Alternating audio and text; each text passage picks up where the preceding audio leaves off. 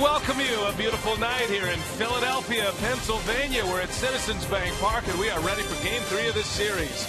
It's the Brewers and the Phillies, and a couple of comebacks for the Brew Crew already. Back on Monday, down 4-1 after 2. The Brewers come back winning 7-4. Impressive night for Milwaukee with 16 hits. Then last night, something you don't see very often, that is a late inning comeback. The Brewers scoring 2 runs in the 8th to take the lead. A bases loaded walk to Adam Lind, and the Brew Crew winners of 3 in a row for just the second time all season. Hi everybody, Brian Anderson along with Bill Schroeder, Sophia Minard, our reporter here tonight, and you can talk about the team all you want. It has been a team effort so far in this 3-game winning streak, but Rock, the guy who is standing out right now is Ryan Braun, and he loves hitting here in Philadelphia. He has continued a torrid pace here. Yeah, when he's swinging the bat well, there's not too many hitters in baseball that you would rather watch on a daily basis. And right now, he's in the middle of one of those stretches, a .390 homestand. He's only 7 for 10 in the first 2 games of this series. Outstanding work for Ryan Braun. Last 9 games, he's hitting .500, 16 for 32 with 7 RBIs. He's in the top 10 this year in home runs, RBIs, slugging percentage, putting together a fine year and doing some of his best work as of late. And take a look at his career at Citizens Bank Park. So this covers 24 games. He has 25 runs batted in. He has 10 homers here and raised his batting average with 4 hits last night to a .438 career batting average here in Philadelphia. Of course, he is in the lineup here tonight. The Brewers and the Fightin' Phils. Game 3 of this series. Brewers try to make it 4 in a row for the first time this year. Stay right there.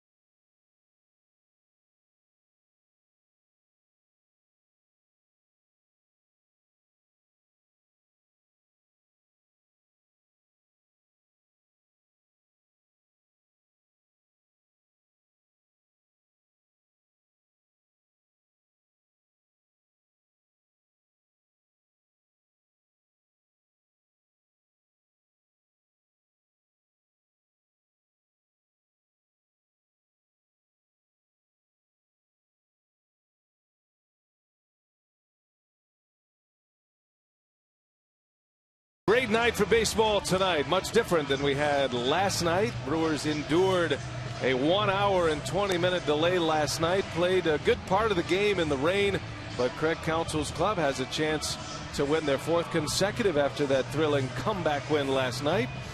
And Counsell as manager 6 games under. The Brewers have won 7 of their last 8 games played in this ballpark.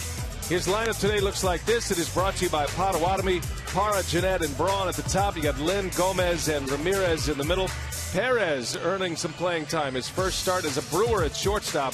Maldonado will do the catching, and Loesch will round it out. No Segura, no Lucroy.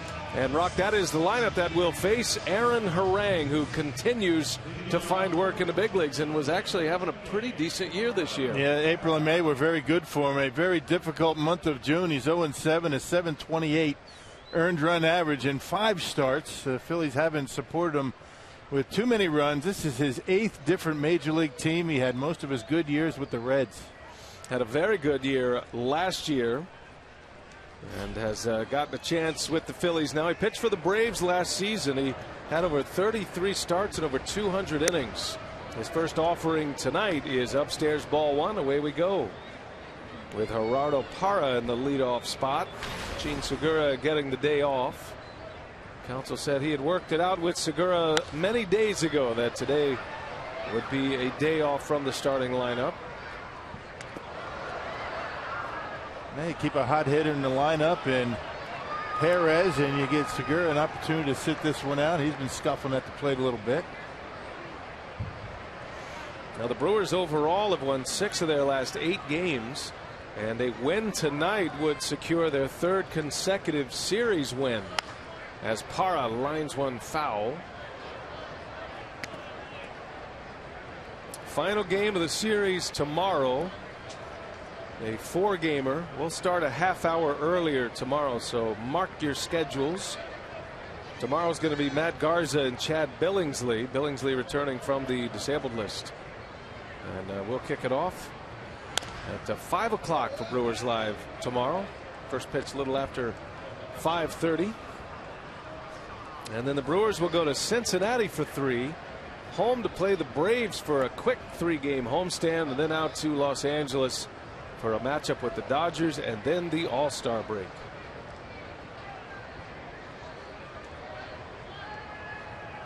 The Brewers coming off a 500 month of June, which is significant. It's the first time the Brewers have had a 500 or better month since last June. And this time last year the Brewers were sitting there with 51 wins in the National League. Much different story this year, but things started to turn around a little bit. The ball club's starting to play better and look more like the team that everybody hoped they'd see out of spring training. Well, the lineup's looking more like it you would expect it would look throughout the year. A lot of guys hurt, not able to get in that lineup, but starting to score some runs and continue to get good relief pitching out of that bullpen. Let's check out the Menards Phillies defense. The lowest fielding percentage in all the National League. Got Ashy Herrera. Herrera gets a start out in center field. His first start in the series. Ben Revere out in right field. You got Franco, Galvis, Hernandez, and Howard from 3rd to 1st, and Carlos Ruiz behind home plate. Couldn't get it out. I know where you're going with that, though, because I've been there myself. Ben Vereen, as Scooter Jeanette lines one down the right field line. That is a fair ball. Into the corner it goes. And Ben Revere will chase it back to the infield. It's a double for Jeanette. Oh, boy. It's going to be one of those nights. Well, Scooter Jeanette able to get on top of a fastball that's been on the inside corner. That's something he was working on in the last homestand. Trying to keep the hands in and keep that fastball that's on the inner half fair. He does a good job of it and rips it down the right field line, right down in the corner. Jeanette continues to hit, moving up into that 2 spot in the order here tonight. And it's a double for Ryan Braun, the hottest of them all, coming up. Braun had 3 hits in the opener on Monday night and then 4 hits last night. Ryan now with 50 runs batted in to go along with his 15 homers and a .275 batting average.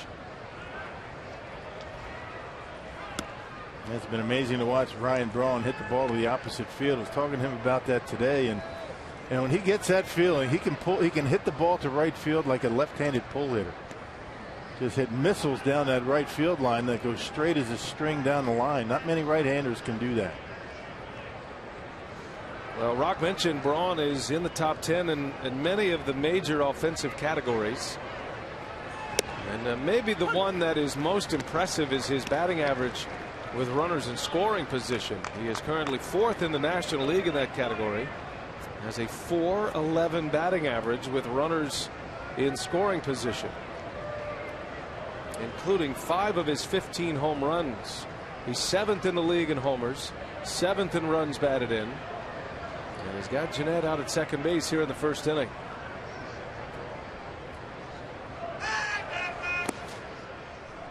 And no mysteries between the Brewers and Aaron Harang. Aaron Harang making start number 27 career against Milwaukee, 7-6. Basically fastball. He'll cut the fastball, change ups to left-handers, and a lot of sliders to the right-handed hitters. 7-6 and a .410 earned run average. A lot of those years Harang pitching in the same division with the Cincinnati Reds. 2 balls and a strike on Ryan Braun. He got Jeanette at second. And Braun pulls it foul, 2-2. Braun's numbers are not very good against Aaron Harang. He's only a .206 hitter career against him. However, he has 3 home runs against Harang. 3 of his 7 hits are homers. But Harang has had his number through the years. Brewers are trying to tack the 8th consecutive loss on the line of Aaron Harang here tonight.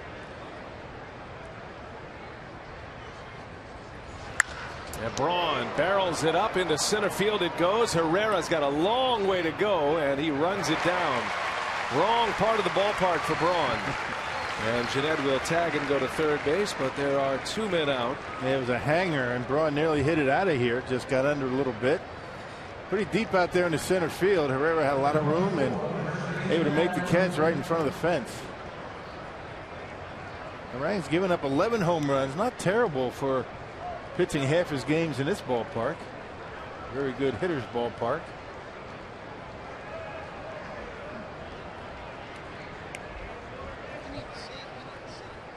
Now here is Adam Lind, recognized as the player of the month in the month of June for the Brewers organization.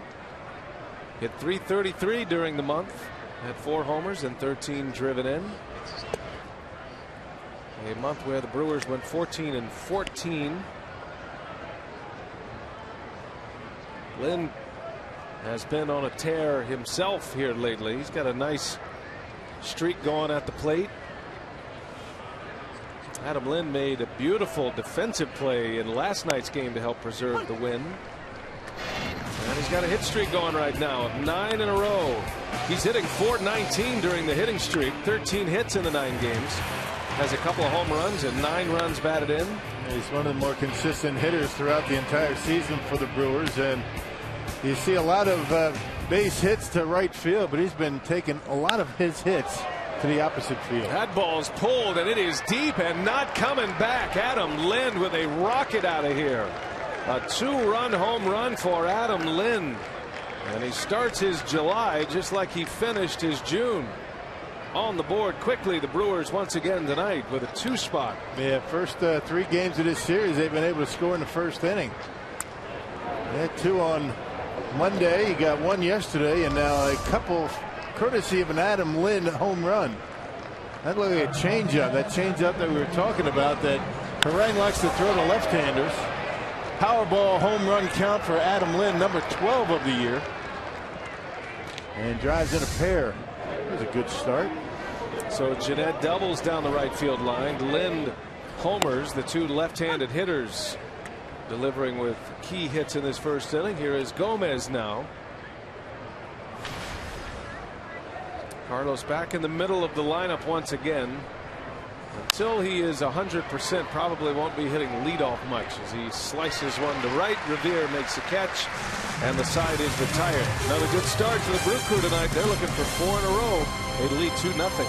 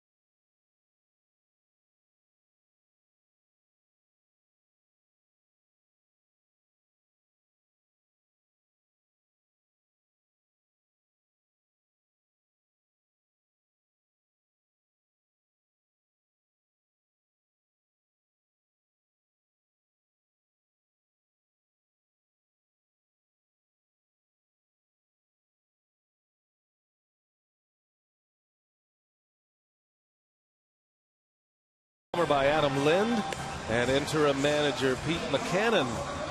Just 1-4, taking over for Ryne Sandberg. He was supposed to manage through the homestand. He's going to have the rest of the year. Potawatomi batting order. Who's leading off, Rock?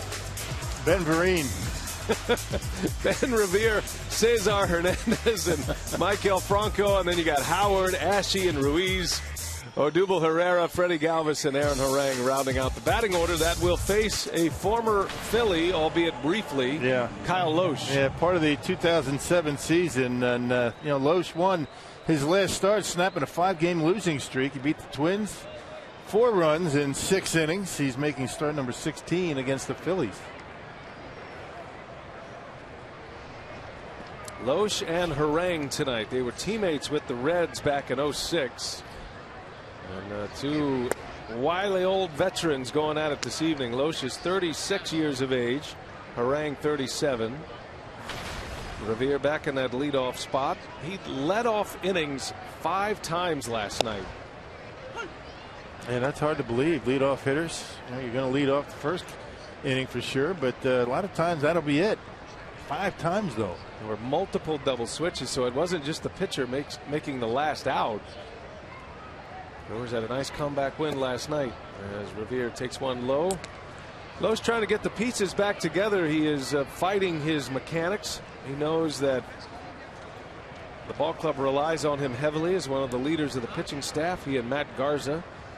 And his last game against the Twins was a win, but he didn't feel like he pitched very well. Gomez coming in. He'll run it down for out number 1, and let's set the Brewers Menards defense here tonight. Real good defense as the game went on yesterday. A little bit shaky the first couple of innings. Your Menards Brewers defense. Parra, Gomez, and Braun in the outfield. You got Ramirez. Hernan Perez gets a start at shortstop. His first start at short as a Milwaukee Brewer. Jeanette and Lynn round out the right side of the infield, and Martin Maldonado getting a start behind home plate. Lucroy sits this one out. Now, Hernan Perez is earning the playing time. Craig Counsell talked about that before the game here today. And the way he's swinging the bat, you got to find a spot for him in the lineup. And he is a shortstop by trade, is Perez. That's where he played the most in the minor leagues. Cesar Hernandez for the Phillies. Speaking of hot hitters, he's been on a good streak lately as well. So his last 16 games, going back into the second week of June, he's hitting at a .367 clip. And he becomes dangerous because of his speed. He has 6 stolen bases in the last 4 games for the Phillies. Yeah, looks like a pretty good player from what we've seen in only 2 games, but he's able to get on base and uses his speed very well. Covers a lot of ground over there at second base.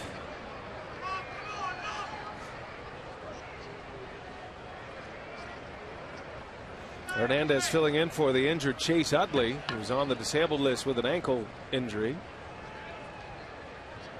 2-2, and that one's in there. A called strike 3. Hernandez knew it. Down he goes. First strikeout for Kyle Lohse. He's got 2 up, 2 down here in the first. And that's one of the things that Kyle's been struggling with. The cut fastball, the backdoor variety to a lefty. Able to catch the outside corner.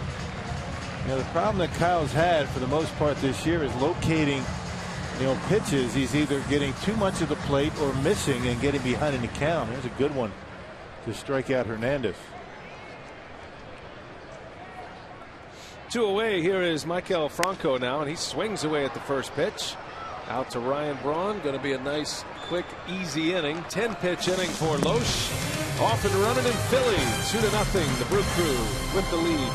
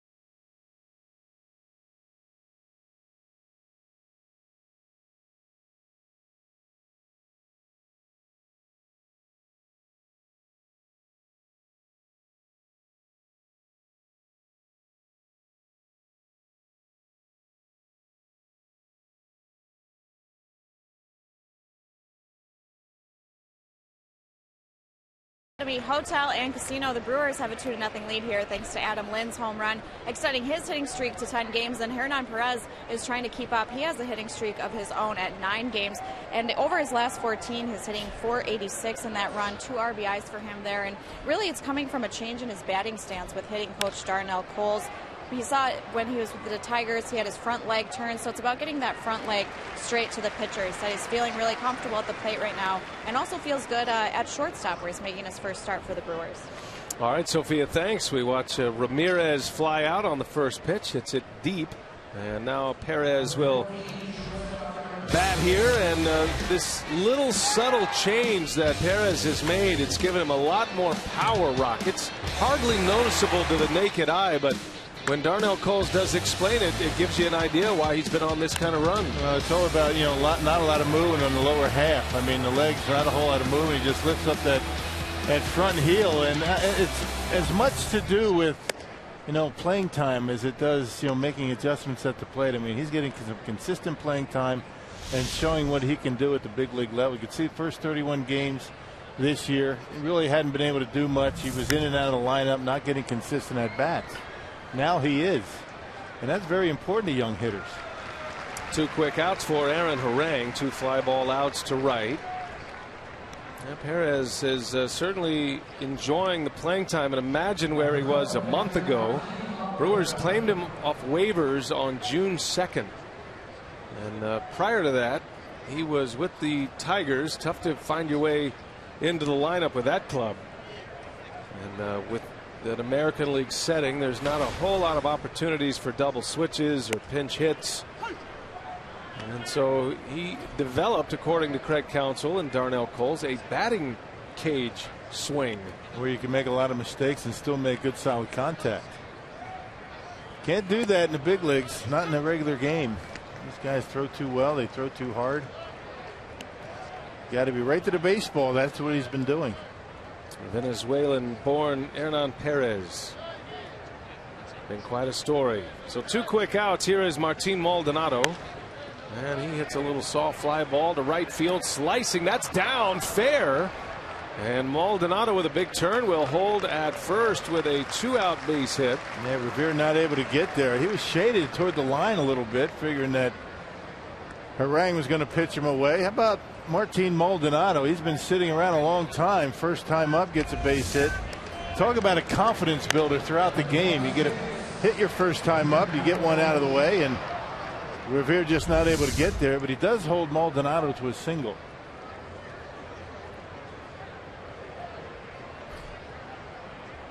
So that'll at least clear the pitcher spot in Kyle Loesch, who takes a strike. Loesch handles the bat fairly well.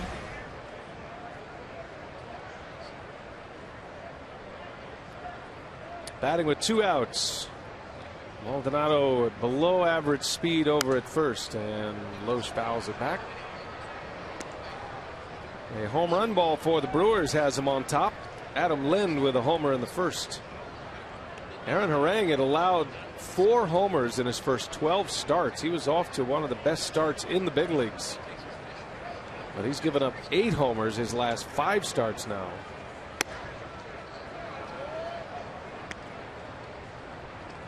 If the Brewers beat Harang tonight and he loses his 8th consecutive start, it'll be the first time that has happened here in Philadelphia since 1972.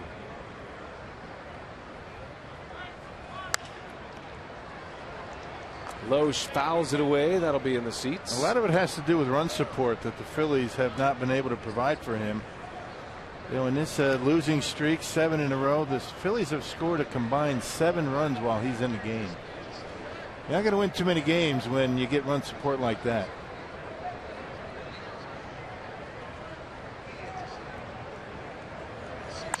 And Loesch flares one into shallow right field. A base hit for Loesch. So back-to-back 2-out singles for the Brewers. Maldonado and Loesch, the part of the order where I'm sure Harang feels like he's got a control and an easy way to the dugout, but not the case here in the second inning. Just trying to lay the bat on the baseball. It was up, but it was off the corner, and Okay, Revere not able to get there. Another base hit for the Brewers. That's their 4th hit already in 2 innings. So 2 on, 2 out, top of the order now. Here is Gerardo Parra.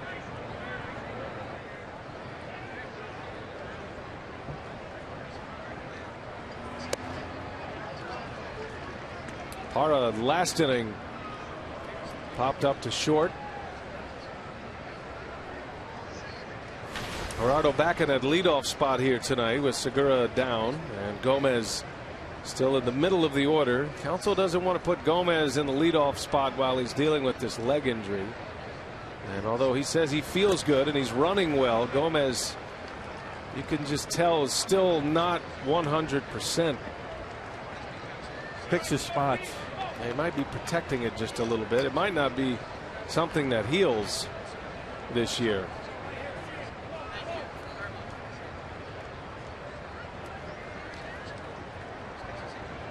Parra comfortable in the leadoff spot. This is his 11th start there. 2 on, 2 out. Here's an 0-2 pitch, and it's high for a ball. 1-2. You can see the speeds for Harang and the fastball. Barely touching 90. He'll get to 91 once in a while. That last one in the high 80s. He usually locates pretty well and keeps the baseball down. He's having a difficult time with that so far tonight.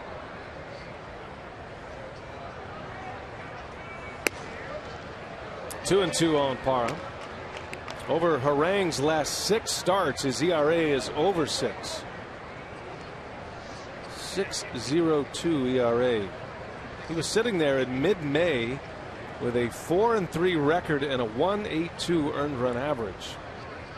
And he finished May with a 2.02 ERA. Been a rough June for him. Ground ball toward the middle, gloved out there by Galvis, and he'll flip it to second, safe.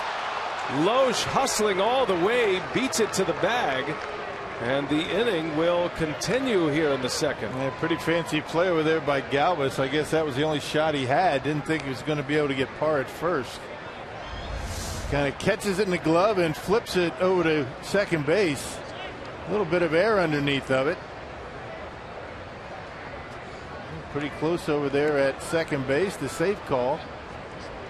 I think Hernandez came up short with his step. That ball was popped up a little bit out of the glove of Galvis. That'll go as an infield hit for Parra. So 3 consecutive hits will get Scooter Gennett to the plate here with the bases loaded.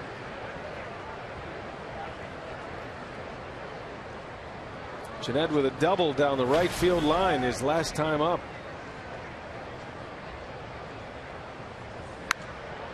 Didn't mean to do it. Fouls it away.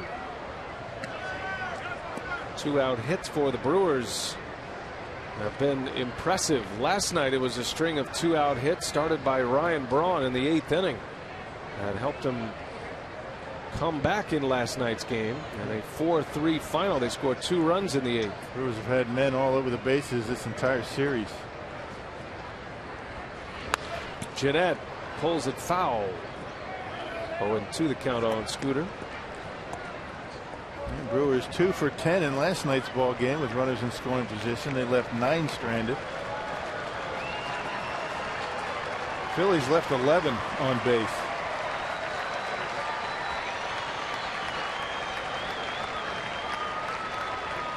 Bases loaded for Gennett.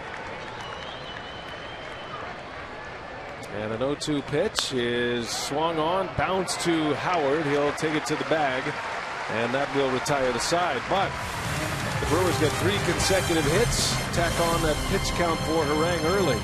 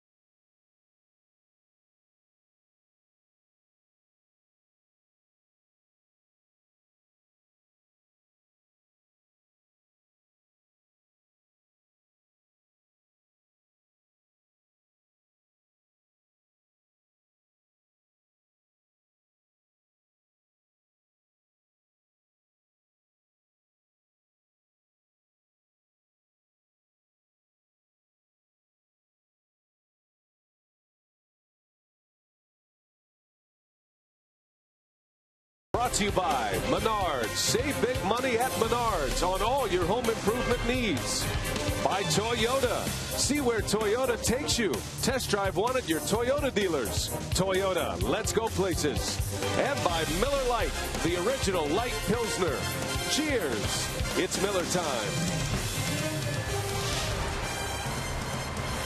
Good start for the Brew Crew tonight. They lead 2-0 on an Adam Lynn 2-out 2-run homer in the first. Kyle Loesch has a hit tonight and a 3-up 3-down first.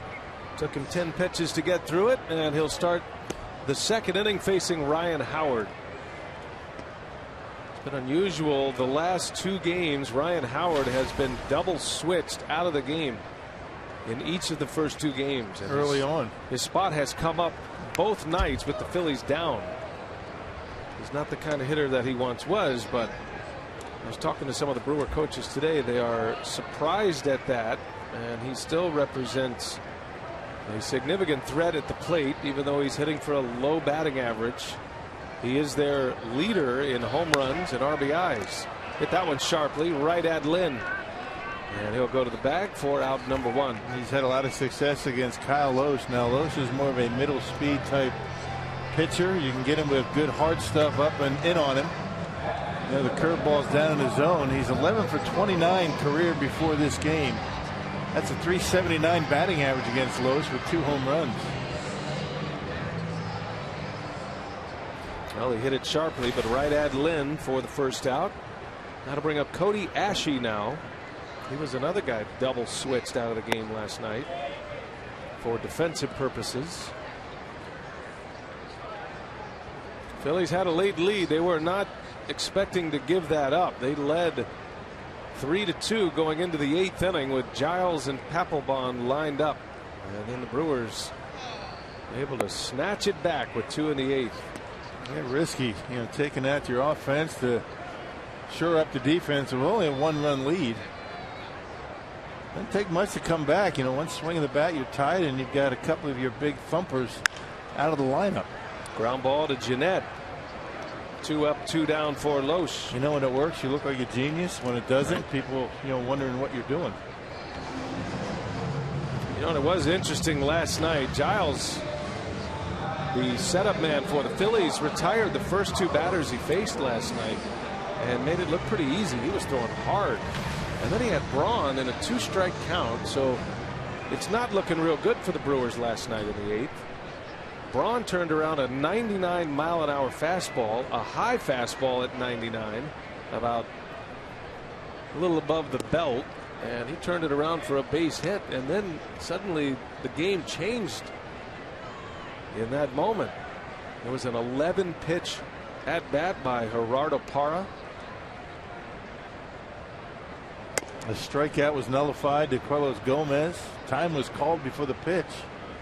Gave him an extra swing. He got a base hit. Crazy stuff in last night's game. Carlos Ruiz hit a home run in the 6th inning last night that gave the Phillies the lead in the first place. And got it to that 3-2 score going into the top of the 8th. Yeah, Pete McCann was saying after the game that, you know, he was talking about the scenario with Ruiz, who called the timeout. He asked for it and was granted timeout before the pitch. He said, you know, that just happens. And I'm not sure I have ever seen that, nor heard about it or read about a catcher calling, asking for and getting timeout in an 0-2 count and then the pitch coming. Yep.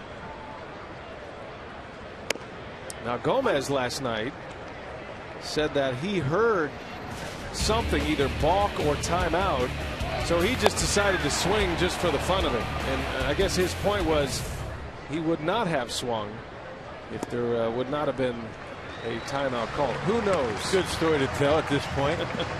Ruiz draws the walk. That's the first blemish for Kyle Loesch. Bottom line, it was a very late timeout call, and it certainly turned that inning around. You talk about that drawn hit, but that extra pitch that Gomez got, had that been a strikeout, inning would have been over.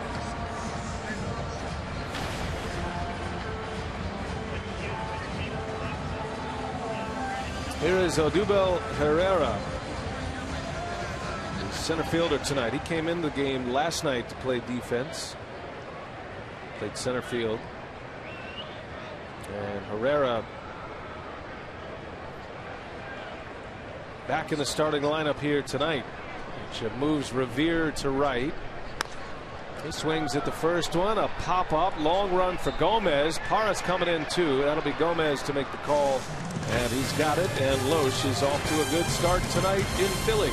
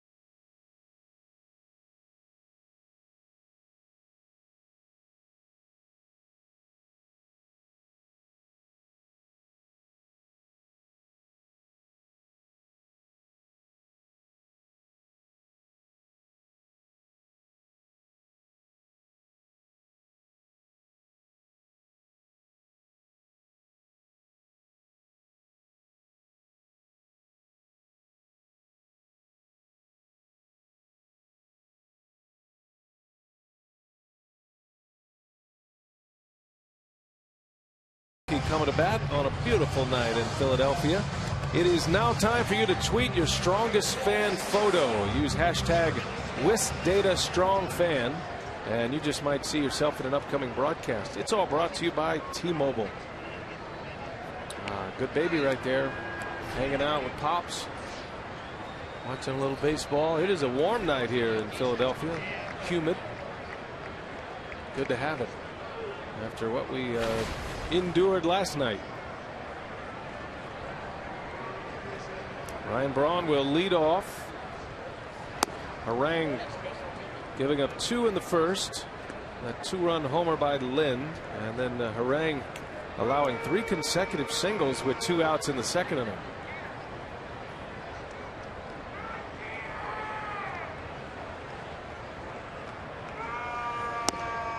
Harang throwing a lot of breaking pitches. I mean, in watching Harang over the years, he throws a lot of fastballs, you know, 70-75% fastballs, maybe more, 80. He's thrown some change-ups. Adam Lind hit a change-up out of the ballpark. A couple of sliders here to Braun. There's a fastball. Maybe the fact that he's throwing 90 to 91, you know, changes what he likes to do out there. Harang used to be at mid-90s, 95, 96.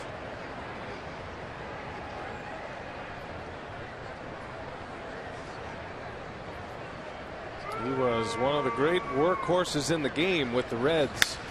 Braun on the ground to second base. Hernandez will make the play. There's out number 1. And Harang kind of turned himself back into that workhorse last year with Atlanta. 33 starts, over 200 innings, at an ERA of 3.57 last year. Just when you thought his career was coming to an end, which it was prior to the season, Harang continues to reinvent himself, and he's been able to keep working here in the big leagues. Here's Adam Lind now. He takes a ball. Had 3 years in a row, 2005 through 2007, of 200 or more innings. 2006, 234 in the third innings. I mean, you talk about eating up some innings for your team. That was a member of the Cincinnati Reds.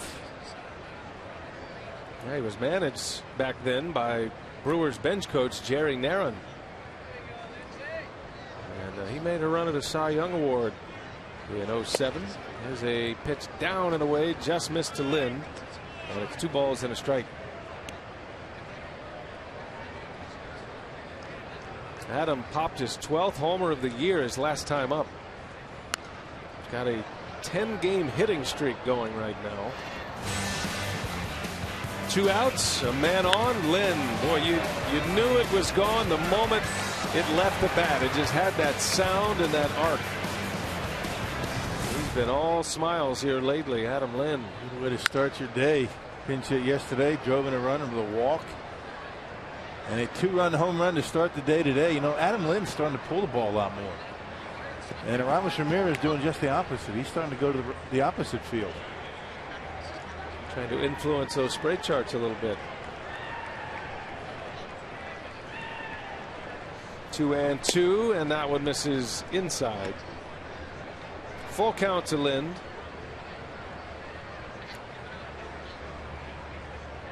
Now, Paul Goldschmidt's having an MVP caliber season with the Diamondbacks. But Adam Lynn's numbers stack up with the best first baseman in the big leagues as he drives one through on a 2-strike pitch. He's 2 for 2 here tonight. Adam Lind is aboard with 1 away. He's one of those lefties that can handle a high fastball. That was a fastball up above the belt. Usually lefties like it down and in, down in the strike zone. Just drop the head of the bat on it. Lind can cover that pitch too. He's just a good all-around hitter. Not one way to pitch him. He's got to mix it up on him, but boy, he's red hot right now. Here's Carlos Gomez now. Carlos flew out to right his first time up. And he punches one through the hole, a base hit. So Gomez singles. And the Brewers are racking up some hits already. That is now 6 hits for Milwaukee. And we play with just 1 man out here in the 3rd inning. 7 hits, I beg your pardon. First and second with 1 out. Yeah, Brewers with 3 hits in the 2nd inning. Again, having no problem at all in this series putting men on base. Had a 16-hit game on Monday night. The Brewers had 10 hits last night and multiple hits in every inning so far against Harang. Ramirez with a chance with 2 on and 1 out.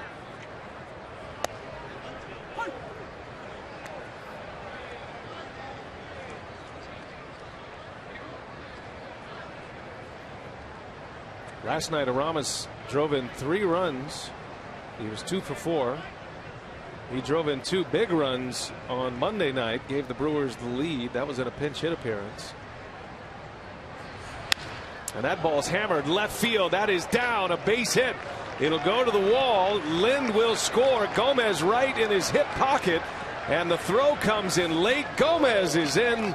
And Aramis Ramirez stays hot. 2 RBI double for Ramirez. And the Brewers lead 4-0. Well, he's swinging the bat well. This is what the Brewers have been waiting for all season. Some consistency from Aramis, and starting to come through. Fastball in, turns it around down the left field line, and well, you knew once that ball got to the wall that Gomez was going to have a shot to score, and he did easily. He's running all right. Again, picking his spots. Ramirez with 7 runs batted in this series. Double number 17 of the season to go along with his 9 homers. 2 RBI double for Ramos. Here is Hernan Perez.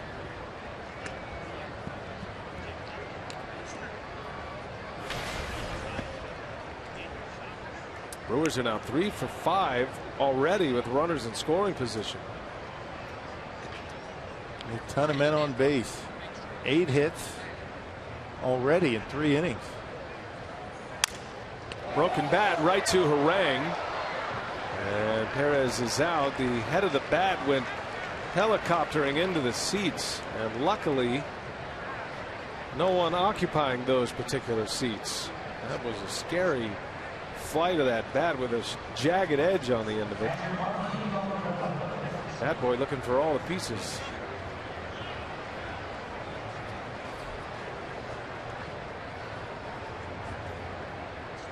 So the second out in the inning.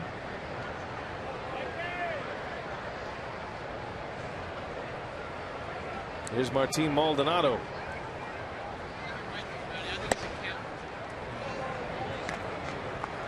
The Brewers have been giving Kyle Lohse plenty of run support.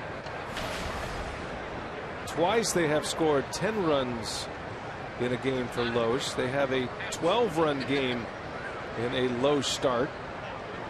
10-4 win his last time out against Minnesota.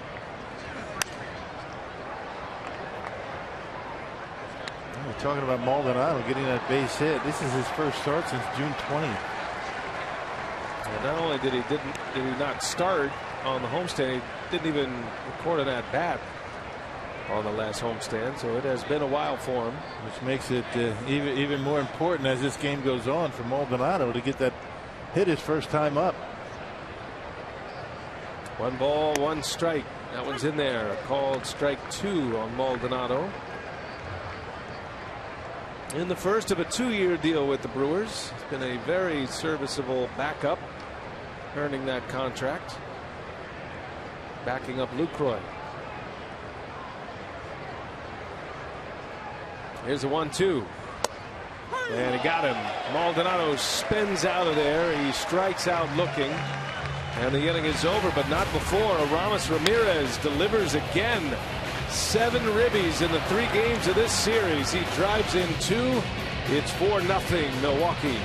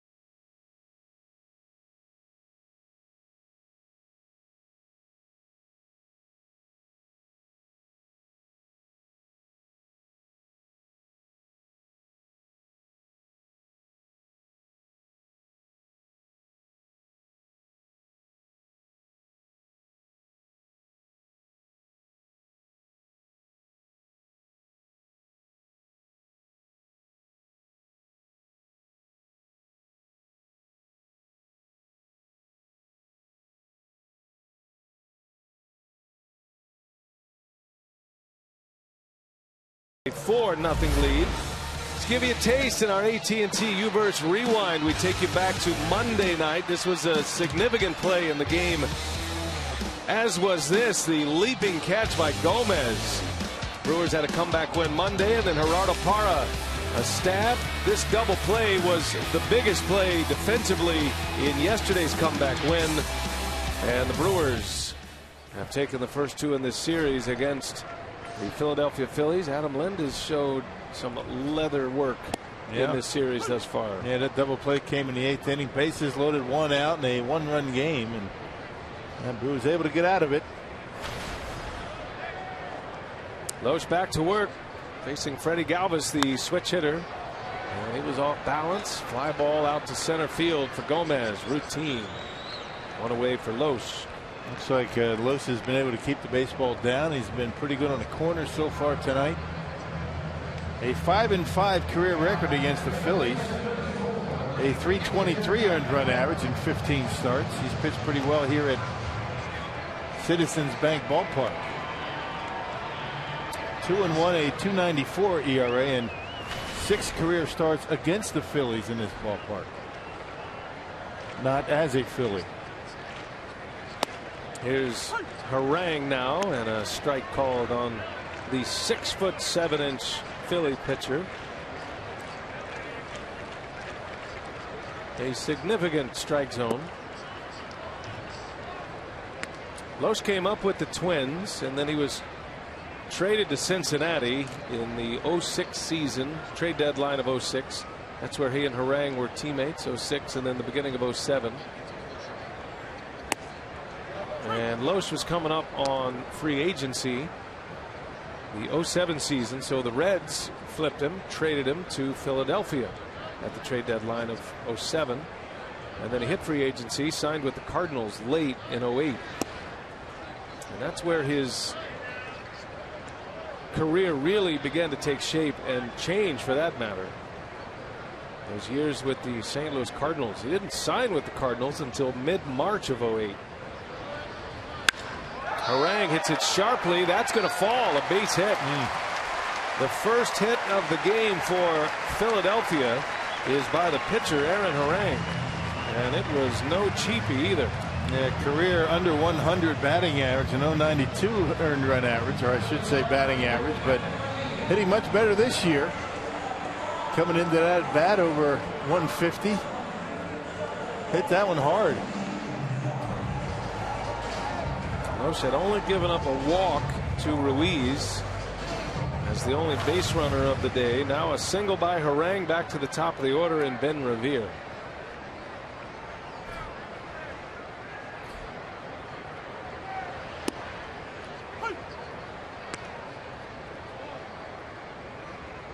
Revere flew out to center field his first time up.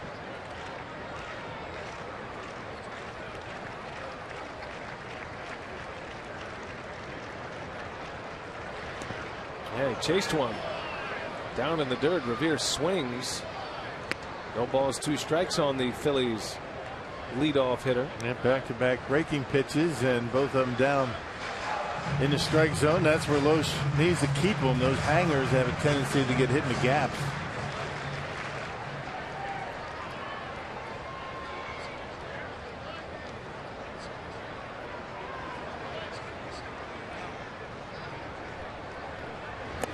And it got him. A swing and a miss. Revere is out. Loesch goes right back to it, and Revere cannot lay off his second strikeout of the game. Yeah, didn't even mess around with trying to waste a fastball. That was a changeup that time, down in the dirt, exactly where you want it with 2 strikes. And good pitching by Loesch. And 2 outs in the inning for Cesar Hernandez, a strikeout victim in the first inning.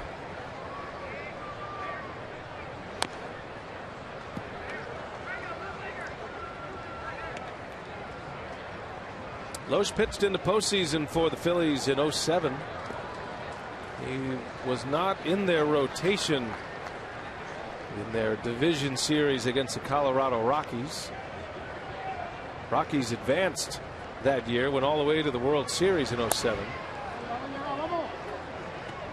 Kind of right in the middle of that long run for the Phillies. The next year, Philadelphia won the World Series. And then Loesch, pitching for the Cardinals, had a matchup against the Phillies in 2011. A swing and a miss. Hernandez strikes out, and Loesch, after the base hit, comes back with 2 Ks.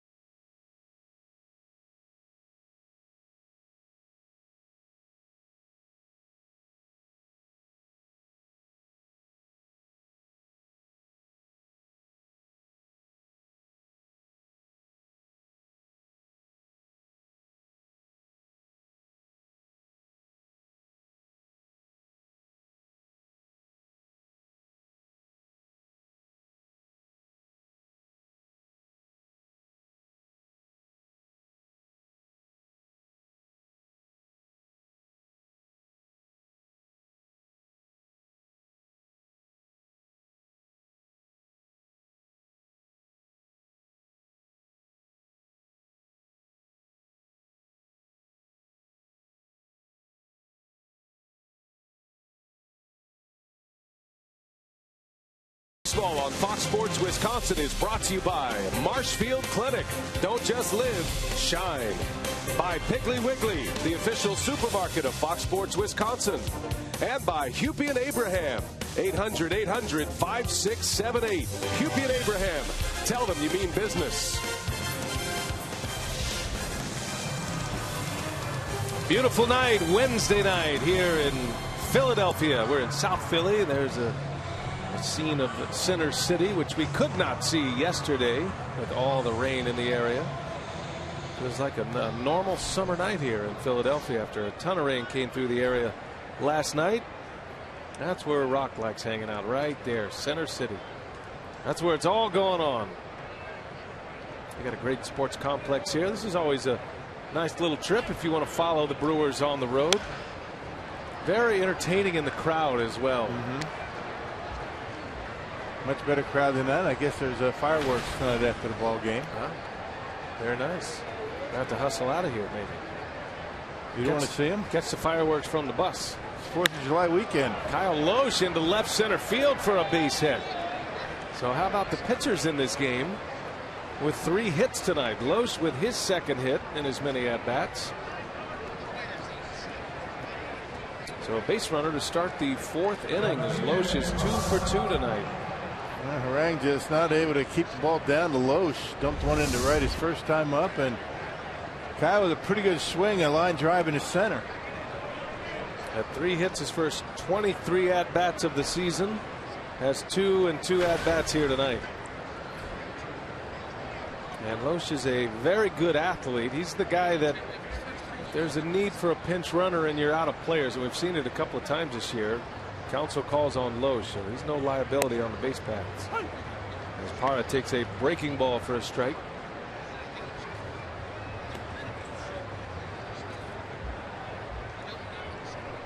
Gerardo is 1 out of 2. He reached on an infield hit his last time up.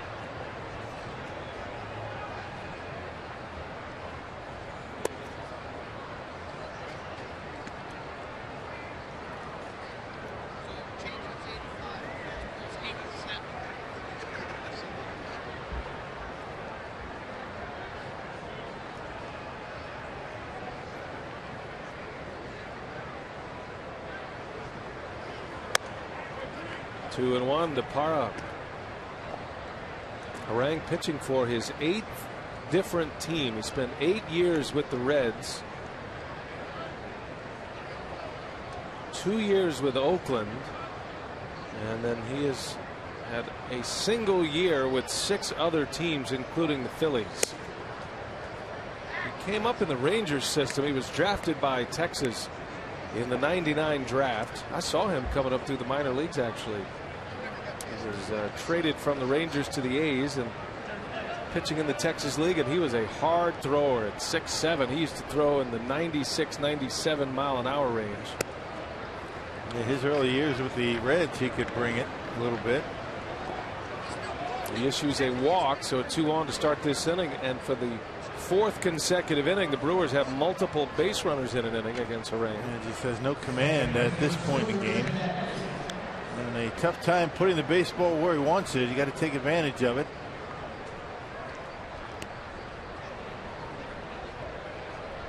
He'll face Scooter Gennett.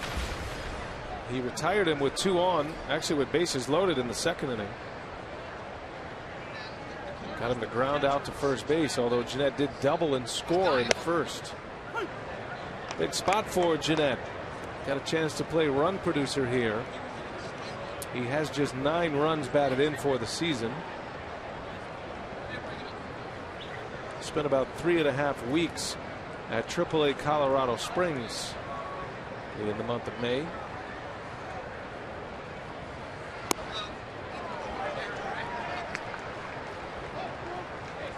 And that's the pitch that gives him fits. That curveball, breaking ball down and in, that back foot breaking pitch, has a difficult time laying off of that one.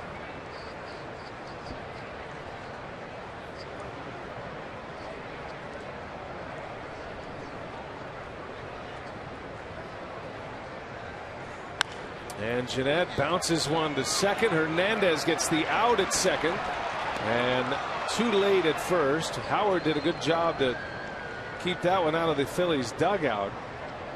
Loesch advances to third base. So first and third with one away. Jeanette will reach on a fielder's choice. And Scooter busted it down that line, trying to keep the inning alive for Ryan with only one out, a man at third. This is where Ryan Braun's been so tough this year. Driving in these runs, runners at third base, less than 2 outs.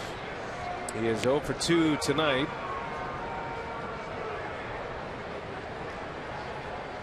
Braun with 50 runs batted in. He is the club leader. Adam Lind is right behind him with 44. Big spot for the Brewers to add on. They lead 4-0 here in the 4th inning.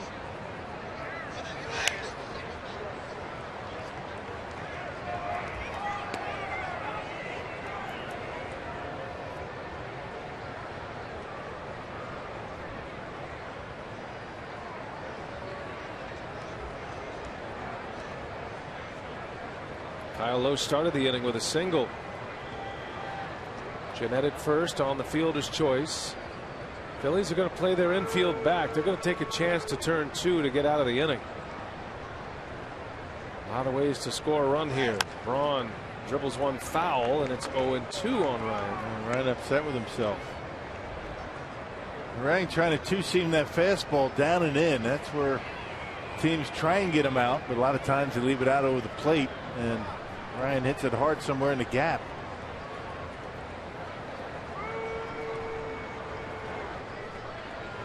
Braun had a nice homestand against the Mets and the Twins. 7 for 18 with a home run. He drove in 5.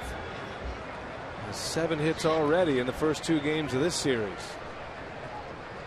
0-2 the count. And Braun punches one that gets off the glove of Howard and into right field. 1 run is in. Loesch. Here comes Jeanette. He's going to try to score. Here's the throw. It is up the line. 2-run score. Well, how about that piece of hitting by Ryan Braun? You kidding me?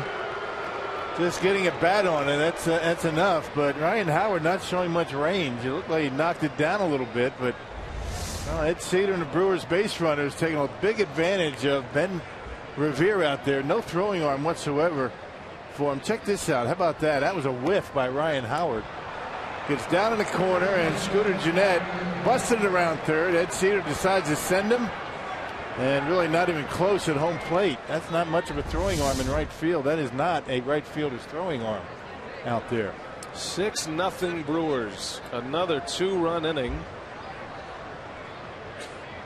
And here is Adam Lind now with Braun at second base. And he swings and rips one into center field. There to make the play is Herrera.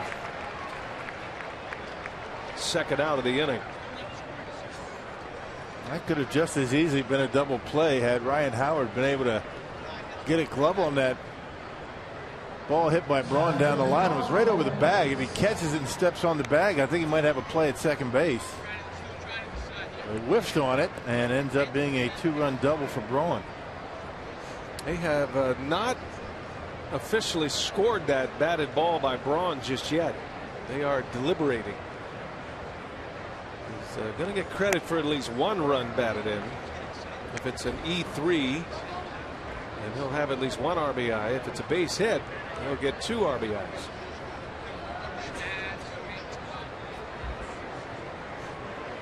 It's 6-0 Milwaukee.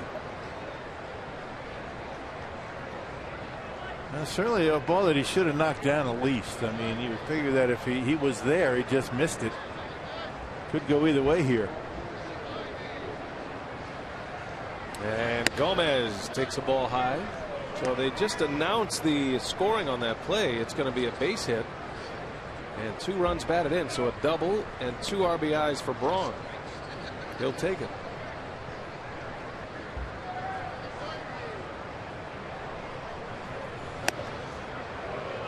I'm sure Aaron Harang appreciates that scoring decision. Yeah, that might have had a little bit of a taste of there's going to be a statue of Ryan Howard out in front of the ballpark one day. Aaron Harang is in his first year. That looks like a double to me. That's an error. That's not an error. The 1-2. Gomez pops it up. And Hernandez will make the catch to end the inning. The Brewers keep the pressure on, and Ryan Braun with 2 more RBIs in this series. A double and 2 ribbies makes it 6-0 Milwaukee.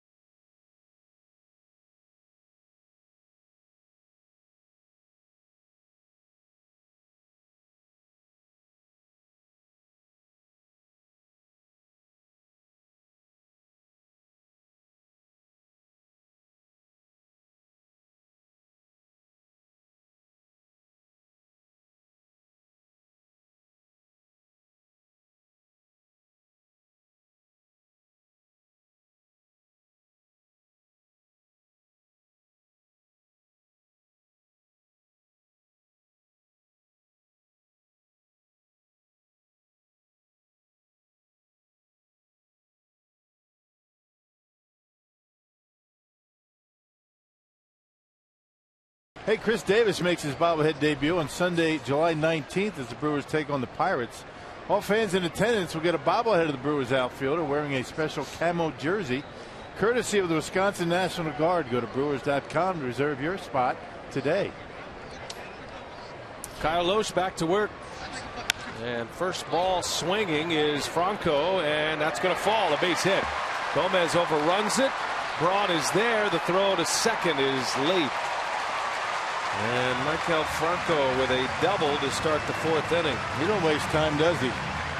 Made an out on the first pitch his first time up, and now with a double on the first pitch he sees. I think Gomez disappointed in himself. He didn't make that play.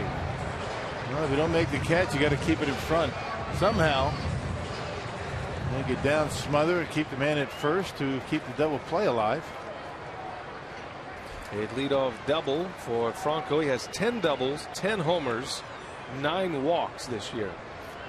The rookie prospect.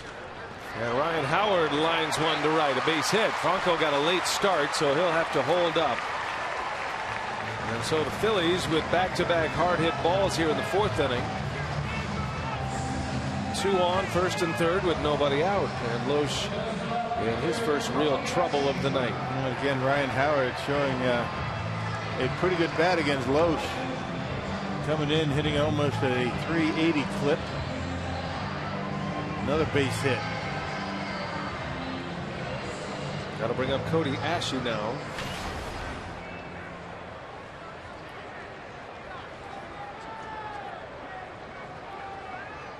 Ashe, a converted third baseman. He's now a left fielder.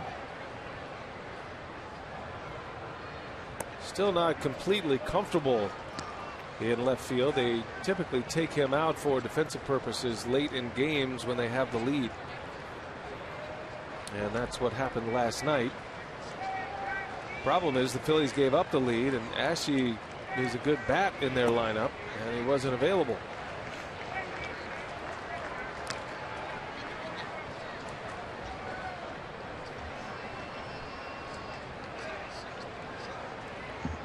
Trying to figure out a way to get offense out of their outfield right now. Dominic Brown, who was a bright prospect a couple of years ago, really having a down season. Not playing tonight. Yeah, Brown was an all-star 2 years ago, had 27 homers in the 2013 season. He just hasn't been that kind of player since, not even close. Lohse falling behind 3-0. Runners at the corners, nobody out, and Lohse hits the edge. Maybe got a call from the home plate umpire, Adam Hamari.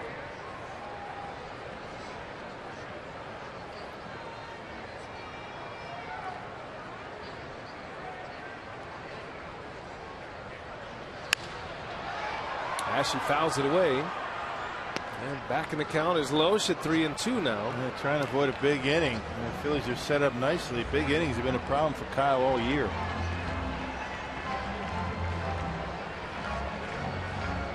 And work that fastball away, get the ground ball, double play, give up a run for 2 outs.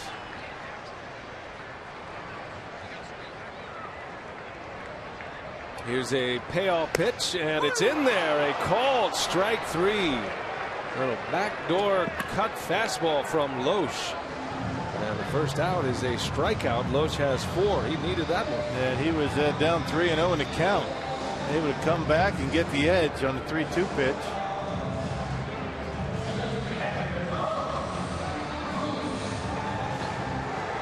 That'll bring up Chooch, as you hear in the crowd. Carlos Ruiz. He walked in the second inning.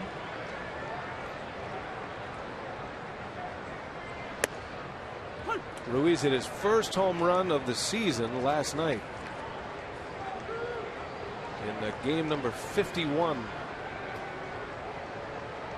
Had 169 at bats without a home run this year.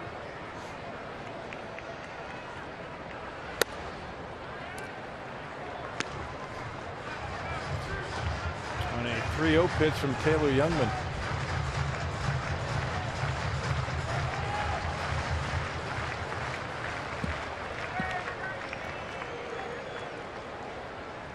First and third with 1 away. Loesch looking for the ground ball, and Ruiz takes it low and away. That's the pitch he gets the ground balls on. Loesch, that sinker, cutter. He's got a slower version of a breaking ball, the curve ball. He really hadn't been able to get the ground balls on a 2-seamer. That's what he's been able to do throughout his career.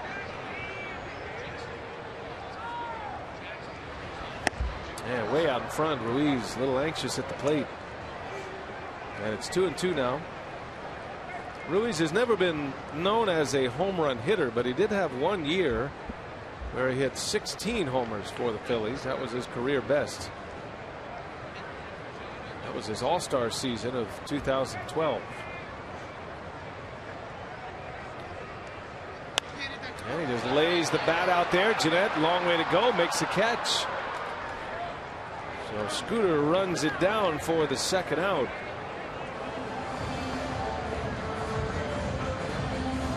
Some good pitches by Loesch once he's been falling behind in the count. That one a good one. Breaking pitch off the corner, and Ruiz with a very defensive swing. Easy pop out for Jeanette.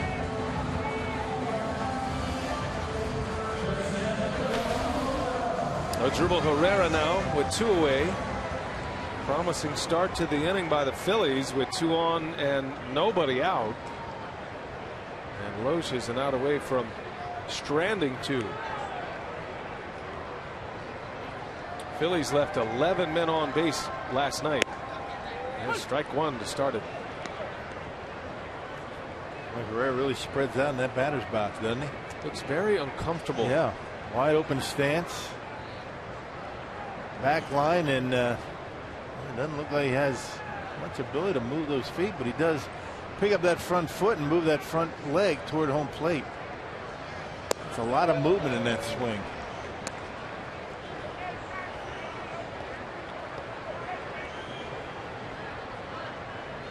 Loesch gets ahead of him. 0-2.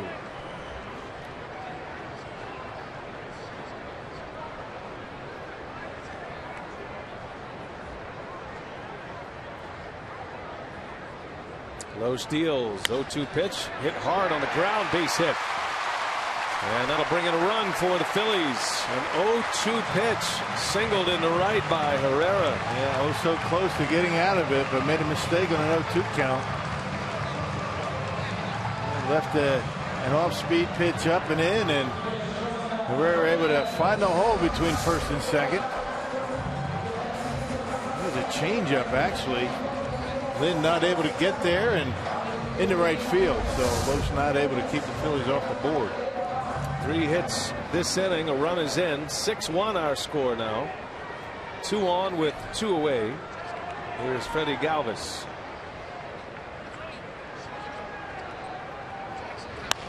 And he lines one foul, jumping on that first pitch from Loesch. The Phillies are going to start going up there looking curveballs, changeups pretty soon. Haven't been too many straight fastballs from Loesch. Cutters, curveballs, changeups.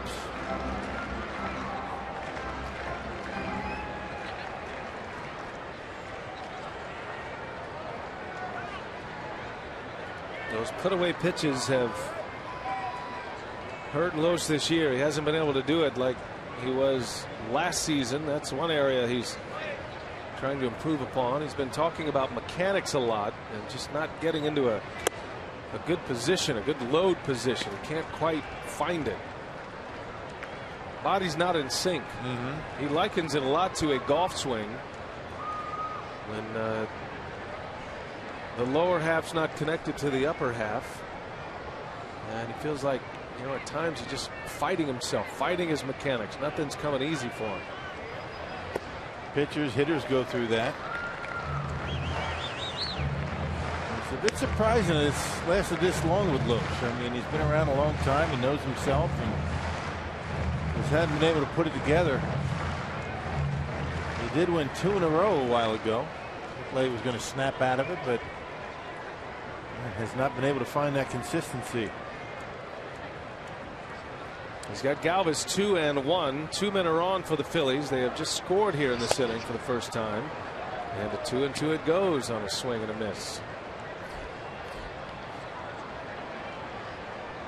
Very efficient the first 3 innings for Loesch. Running into a bit of trouble here in the 4th.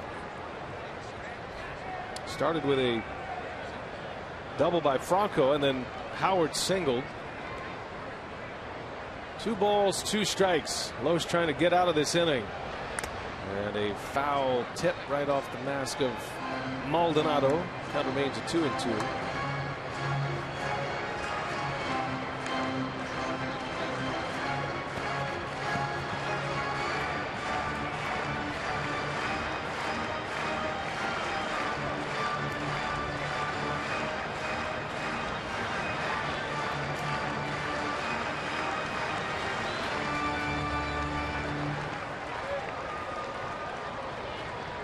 Maldonado might be going out there talking about his fastball. Don't forget about that pitch. That's one of your better pitches. And a lot of breaking pitches and off-speed pitches to Galvis in this at bat. He's done that all night, actually. Here's a 2-2 and another breaking ball. Slap foul. Maybe not. Just a steady diet of sliders and cutters and changeups. Yeah. Everything sitting in the mid to low 80s.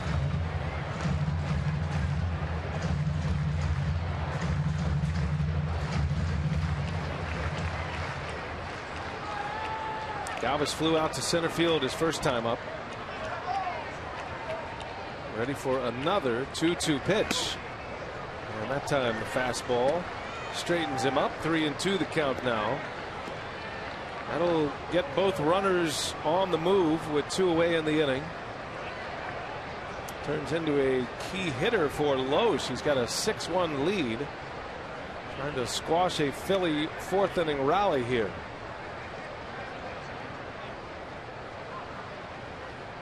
There go the runners, and a swing and a liner to right. Base hit.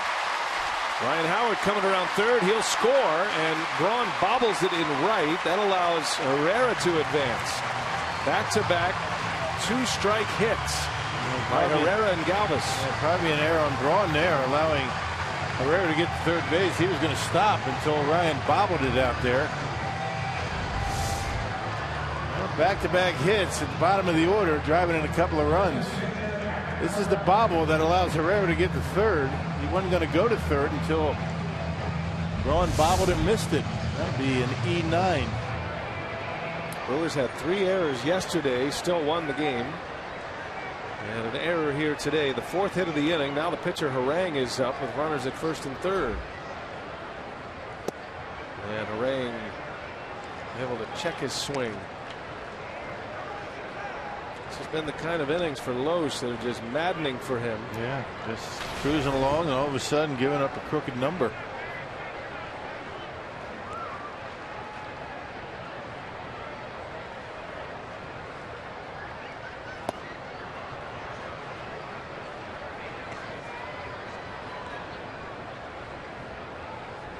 Harang with a base hit. His last time up, he hit a sharp single to center field.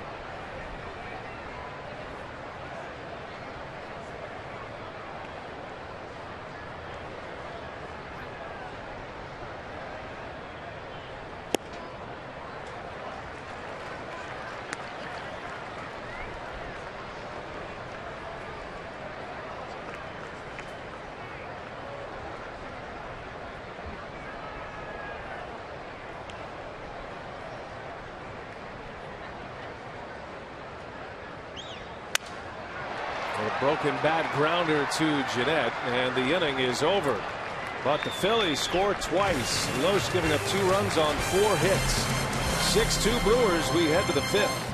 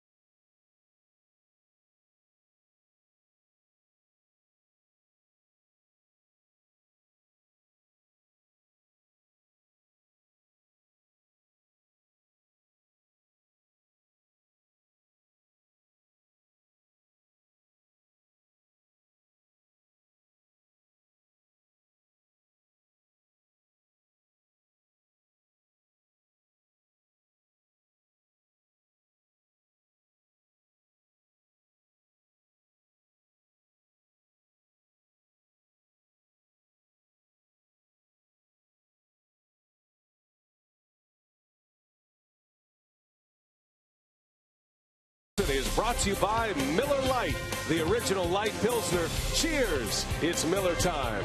And by the Wisconsin Lottery, reminding you to please play responsibly. 6-2 Brew Crew. They lead the Phillies as we head to the top of the 5th inning. Aaron Harang back to work. You know, it is Canada Day today, Rock. So our Carsoup.com trivia question: which Canadian-born player has played the most games in a Brewers uniform? There is a Canadian-born former Brewer right next door in the Phillies TV booth. Yeah, Matt Stairs. Matt Stairs doing television now for the Phillies. He's had some big moments for this franchise, especially in the postseason against the Dodgers a few years ago. There's Matt, enjoying his new role as TV analyst. He said he loves it, and why wouldn't you? What's not to love?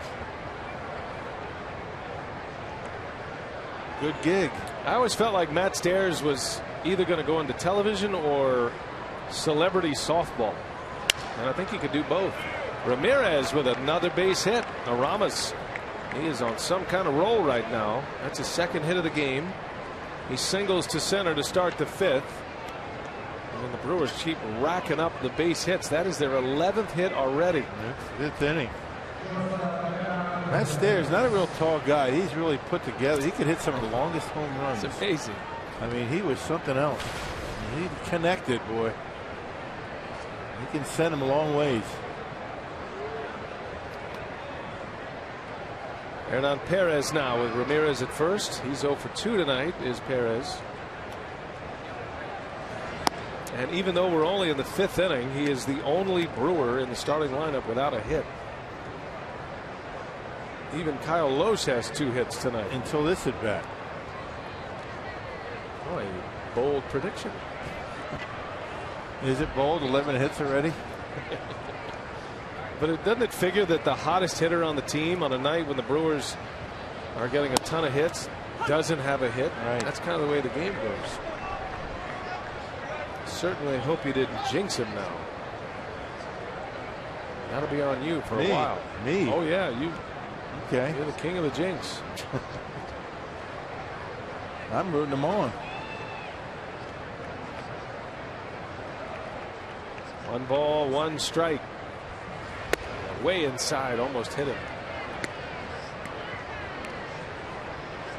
Command an issue for Aaron Harang. We talked about it for Lohse. Had questionable command his last inning. Harang has not been able to put the baseball where he wants all night.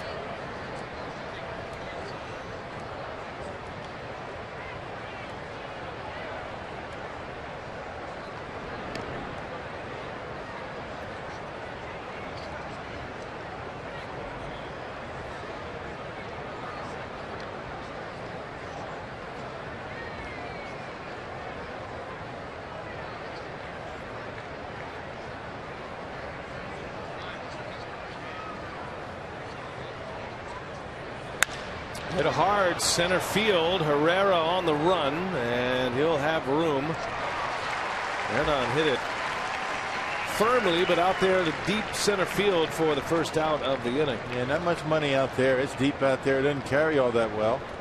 Hey, Buck and Beams in Cameron is tonight's time of the game winner. If they call the Brewers in the next 24 hours, they get 40 Miller Lite beer pen tickets to a Brewers home game this year.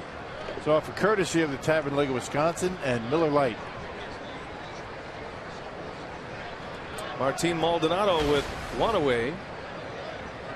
6-2 Brewers scoring the first 6 runs. The Phillies just got 2 last inning off Lohse.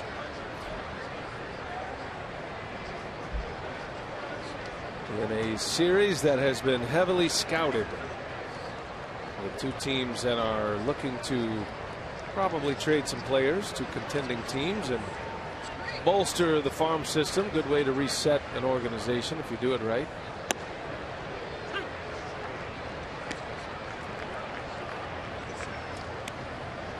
Right now, if you look at the division standings, there are teams at the top of the divisions that are littered with rebuilding projects that have come to fruition, like the Royals and the Astros, even the Mets to some extent. The division leaders starting play today in the National League. The Dodgers by a 1.5 over the Giants. Cardinals are up 8 games on the Pirates, and then you got the Nationals 3.5 games ahead of the New York Mets. Remember the Astros unloading Hunter Pence and Juan Rodriguez, Roy Oswalt, guys like that to get prospects, and now they're one of the best teams in baseball. Yeah, Lance Berkman. Right, Berkman. This goes on and on with the Houston Astros. Boy, they unloaded. Astros are fun to watch. They have won 3 in a row. They've beaten the Royals the last 2 nights. I think that is a significant series win for them, having toppled the best team in the American League. Royals still have the best record. Kansas City is 44-30 despite back-to-back losses. You got the Orioles, the Royals, and the Astros leading the 3 divisions in the American League. Tampa Bay's up there. That American League East is packed tight. You got 4 teams all within 1 game of each other. Maldonado to second. This could be 2. It goes 4-6-3 in a double play. Gets Harang out of the inning. To the bottom of the 5th we go. It's the Brewers 6, the Phillies 2.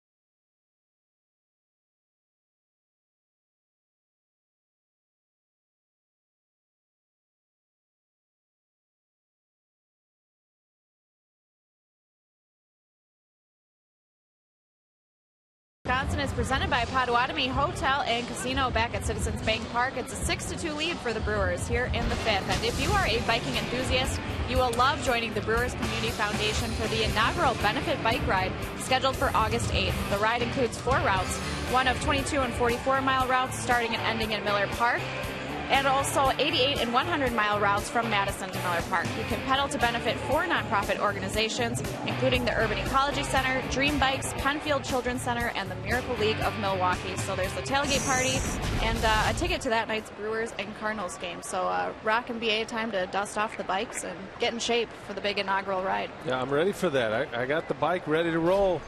It's one of the hidden charms of Wisconsin, the great bike trails. Everybody in Wisconsin knows that. Do you have a bike? Oh, yeah, 2 of them. 2. I ride them both at the same time. Sure. Are you up for the 88 to 100 mile? You up for that? I think Sophia just took a shot across the bow at our conditioning after all those cheesesteaks this week. Jeanette bobbles, and Revere is going to reach. So a ground ball toward the hole. Jeanette couldn't quite corral it. Brewers are going to have to tighten things up a little bit. They're out to a nice start here tonight. Up 6-0, and then the Phillies just got 2 last inning. Yeah, and now a couple of errors. Braun in the 4th inning, and now Scooter Jeanette to lead off the 5th.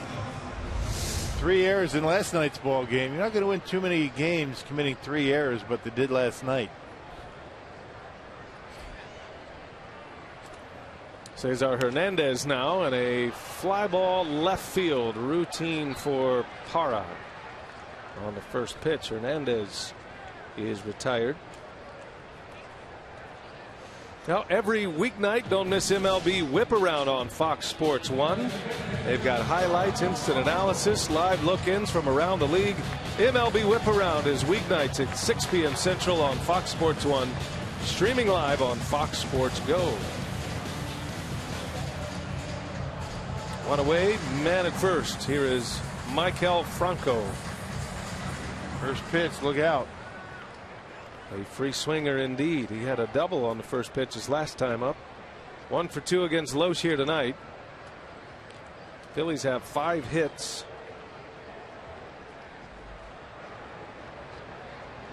4 of those hits coming last inning.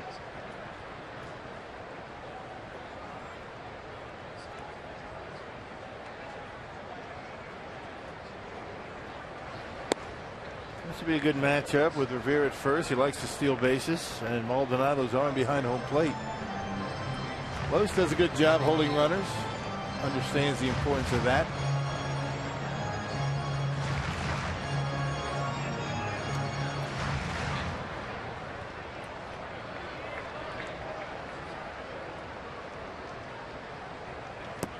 Big swing and a miss. And Revere is 4th in the league in stolen bases. He has 19 this year. Billy Hamilton has 40 stolen bases, Rock. Yeah. 40 already. We'll see him Friday night in Cincinnati. There he goes. Maldonado's throw to second, and out at second base. What a tag by Jeanette. Coming across the bag. Looked like he was a little bit late covering, but a catch and a tag as Revere goes by. And the second out of the inning at second base. Yep, goes in front of the bag and then reaches back to make the tag on Revere. You don't throw him out very much. And Ben Revere, only the 5th time he's been thrown out. And to go along with 19 stolen bases. And yeah, good throw by Martin Maldonado. You can see Scooter got him on the back of the leg. Well, that was some kind of play by Jeanette. 2-2 now on Franco. Got a chance to make this a quick inning for Loesch. It looked like that ball sailed just a little bit on Maldonado. It was slicing toward right field as it got down to second base. Jeanette had to make the adjustment, and that's why he had to reach back and get the tag. Nice play. Trying to shake something loose with his bare hand. Here's a 2-2, and did he go? They'll ask. He did not. Able to check his swing. That is a violent swing stop by Franco. We saw it last night. He was actually called for a swing. Keeps those hands in tight. It was almost a full swing. last night. 3-2 the count. And he doesn't chase. So a rare walk for Maikel Franco, just his 10th walk of the season. And another base runner for Loesch. How about that split line for Maikel Franco? He's got 10 walks, 10 doubles, 10 homers. Nice round numbers. I don't know what to make of that. He's certainly a free swinger, and he's hitting for extra base hits. 28 strikeouts and 170 at bats coming into tonight. So I don't think he's around too long to get 3 strikes. Right. Likes to attack early in the count. Ryan Howard takes strike 1. Howard had a base hit his last time up, and he has hit the ball sharply twice. He hit a hot one over to Adam Lind in the 2nd inning for an out. Had a single his last time up.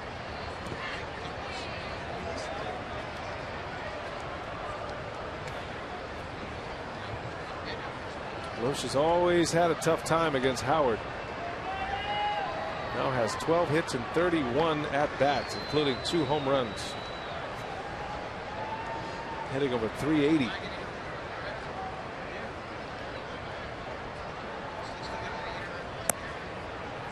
Two balls and a strike on Howard. I've been watching Kyle Loesch pitch now for 3 years. I don't remember a start where he's throwing this many off-speed pitches. Almost exclusively change-ups, curveballs, cut fastballs, not too many two-seamers.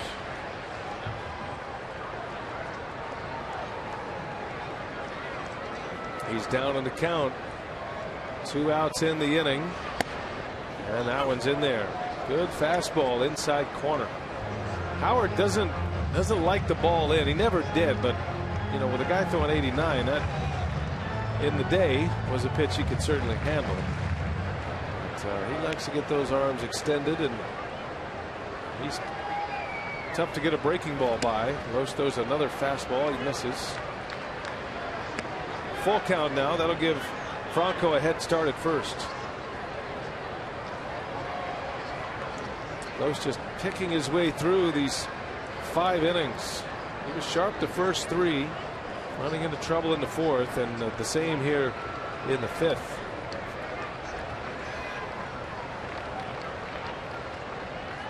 Runner goes. Howard swings and rips one to right. Braun, he is right there to make the play. Ryan Howard squares another one up, but an out, and the inning is over.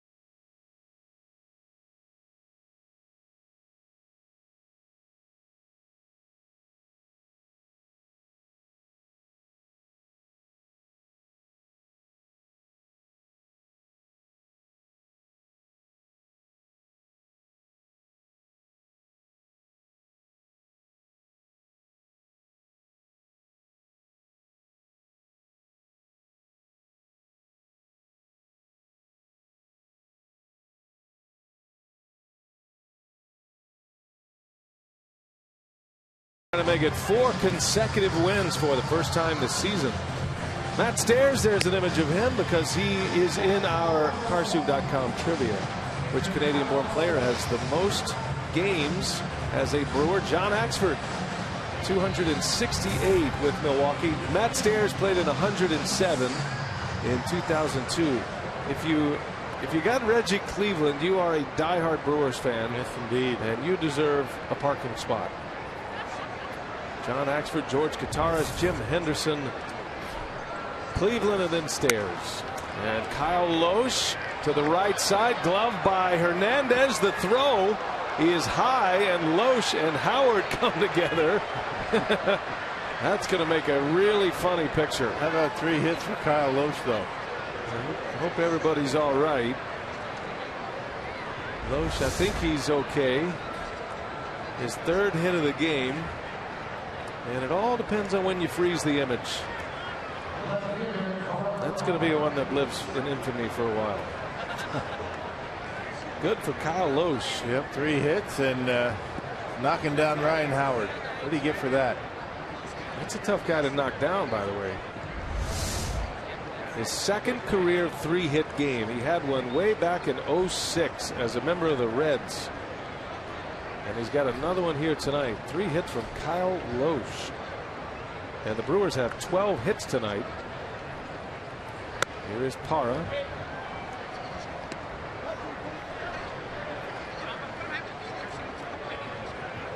And the 2nd time that Loesch has led off and got a base hit tonight. He started the rally in the 4th inning. At the plate, presented by Wendy's. 4th trip to the plate for Parra already. Parra had an infield hit in the 2nd, then drew a walk in the 4th. Shaking his head a little bit.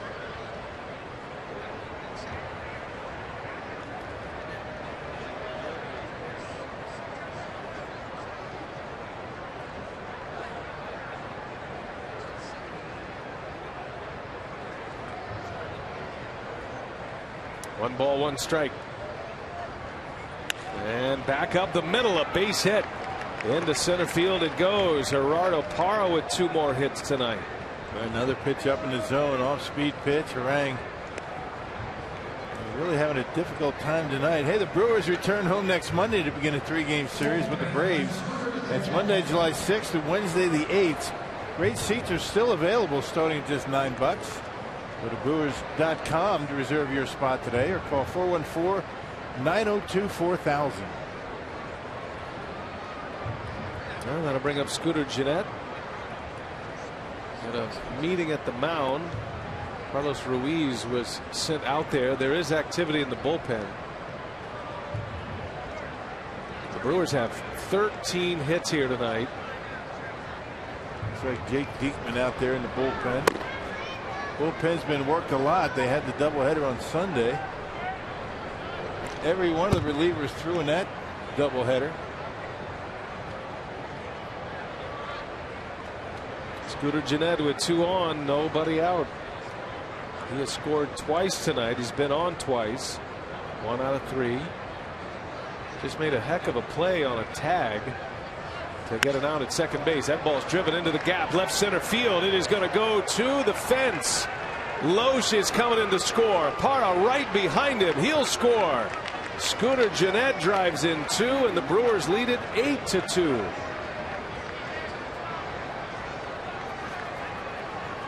It's amazing, this Brewers offense in this series. 16 hits on Monday, already 14 in the first 6 innings here.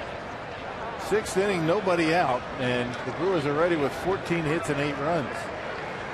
Scooter Gennett able to find the gap out there in left center to clear the bases.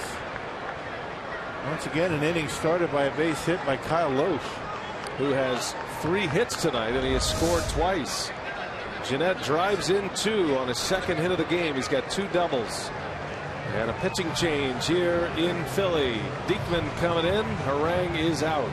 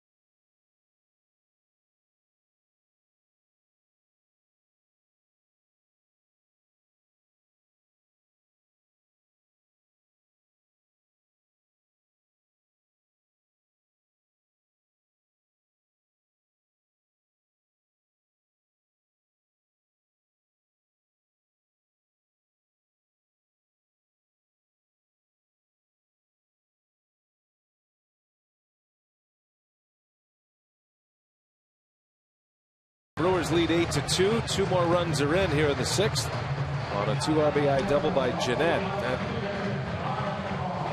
forces a pitching change for Pete McCannon, and he's got Jake Diekman, who's having a tough year this year out of the Phillies bullpen. You know, though he's averaging almost 12 strikeouts per 9 innings, he's a crossfire guy. From the left side, 11 or 9 of his last 11 appearances have been scoreless, which means he's had some rough outings early in the season. 5.60 ERA, 36 strikeouts in 27 1/3 innings for Diekman. But look at the walks, 23 walks to go along with those 36 strikeouts. So with Jeanette at second base, here is Ryan Braun now. Nobody out, 3 hits in the inning to start the 6th. 2 runs in. Brewers have 14 hits. That ties a career high versus Harang. Harang gave up 14 hits in a game to the Brewers back in 2005.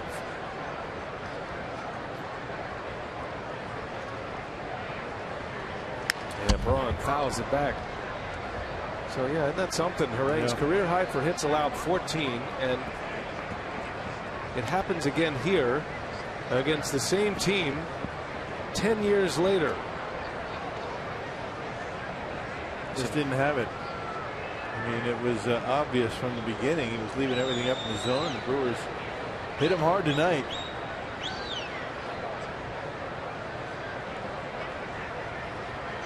What was interesting about that game back in September of 2005, Harang gave up 14 hits in 7 1/3, and the Reds won 11-4. The Brewers had 15 hits that night. Some interesting names popped up. Brady Clark, Lyle Overbay, Bill Hall, they all had 2 hits. And our buddy Damian Miller was 3 for 4 that day against Harang 10 years ago. Coming full circle here tonight. This time the Brewers have the lead at 8-2. And Harang is on the hook for his 8th consecutive loss. Still a lot of game left, still not over, but rough outing for Harang. Yeah, Braun muscles it foul. Diekman can bring it. Hard to believe he'd had an ERA that high with the velocity that he pitches at from the left side. Well, he walks a lot of batters. That's been the problem for him.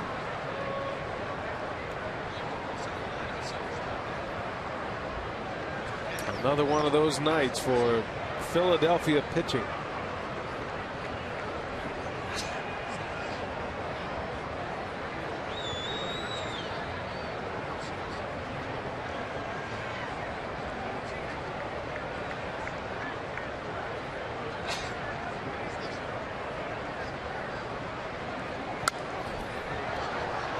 Yeah, that's getting it up there, especially with that delivery.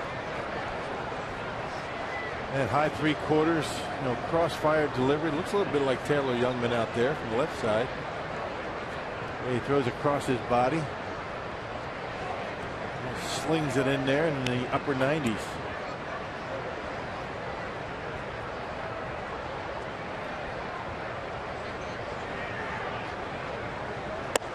And a call at strike 3, 96-mile-an-hour fastball. Braun is out. That is the first out of the inning.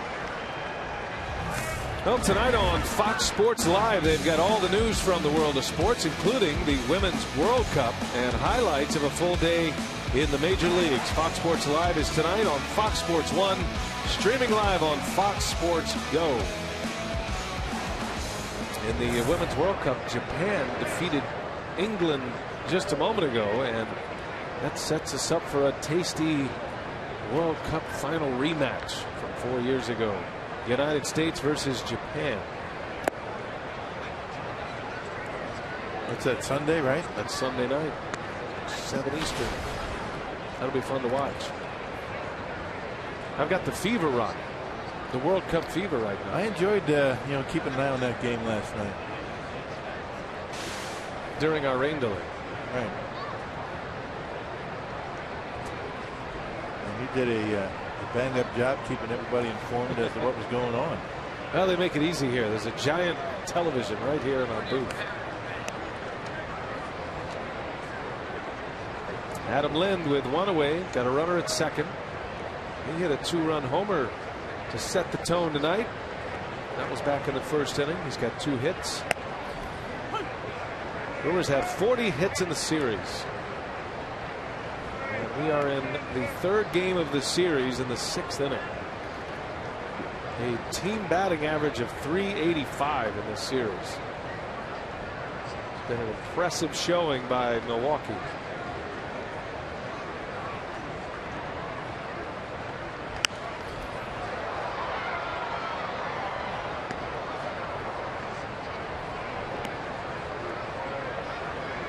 Remember the other day, Cody Anderson had a perfect game for the Indians through 6. Yeah. They've got another perfect game, the Indians, through 6 innings against the Rays.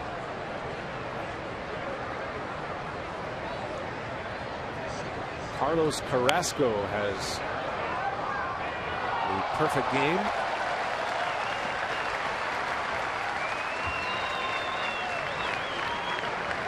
That game is in St. Pete. At the Trop, 5-0 Cleveland. We'll be keeping an eye on that one. 9 outs away from a perfect game. Carrasco, the ex-Philly, and there was in the original trade for Cliff Lee. Been a lot of that this year. I mean, near perfect games, near no-hitters. 2 no-hitters thus far. Michael Estrada had a couple of them. Yeah, back-to-back outings he took. Right. No-hitters into the 8th. That's a pop-up by Lynn in the infield. Howard will call it, and there is out number 2. A lot of baseball tonight. There are a number of finals in. They got delays in Atlanta and St. Louis. Nationals and Braves and the White Sox and the Cardinals are delayed. Finals from San Diego. Mariners shut out the Padres 7-0. Oakland beat Colorado today 4-1.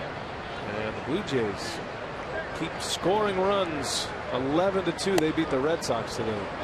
That team is scoring runs at an incredible pace. Right. No one even close to it in baseball. 11 more today with 16 hits on Canada Day. Cincinnati beat Minnesota 2-1. Johnny Cueto got the win. There's a shot right to Howard. He'll go to the bag himself, and that will end the inning. But the Brewers get 2 more on a 2 RBI double by Jeanette. It is now 8-2 Milwaukee.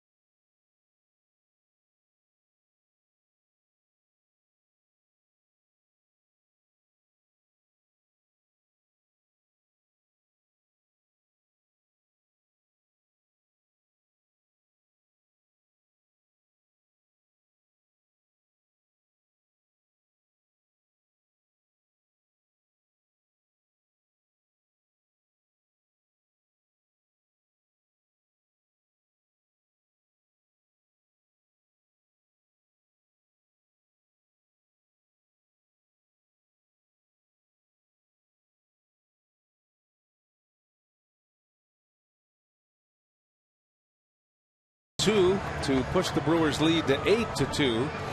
Don't forget to tweet us your strongest fan photo. Use hashtag WisDataStrongFan, and you just might see yourself in an upcoming broadcast brought to you by T-Mobile. Dudes in suits with giant Miller lights. That's what I'm talking about. You don't even have to take the tie off when you're invested that way. Yeah, that looks good, doesn't it? Good for them. Not the tie. Take care of that in no time. We got ties on. We're halfway there. There's a fly ball by Ashe out to left. Parra is there for the out, and one pitch and one out for Kyle Lohse. Lohse has been given a ton of run support tonight. Let's see if he can keep it going. He ran into some trouble in the fourth inning, giving up 2 runs on 4 hits. It's been 18 runs in his last 2 starts. Won 10-4 his last time out against Minnesota. Some guys get all the runs. He's getting them in bunches here. Enjoying every minute of it. Lohse able to pick up the win his last time out. He is just 4-9 on the season. You'd love to see a second half turnaround. Ruiz takes a ball high. I would imagine Lohse is a guy that could end up on a contending team if he pitches well. I think he knows that.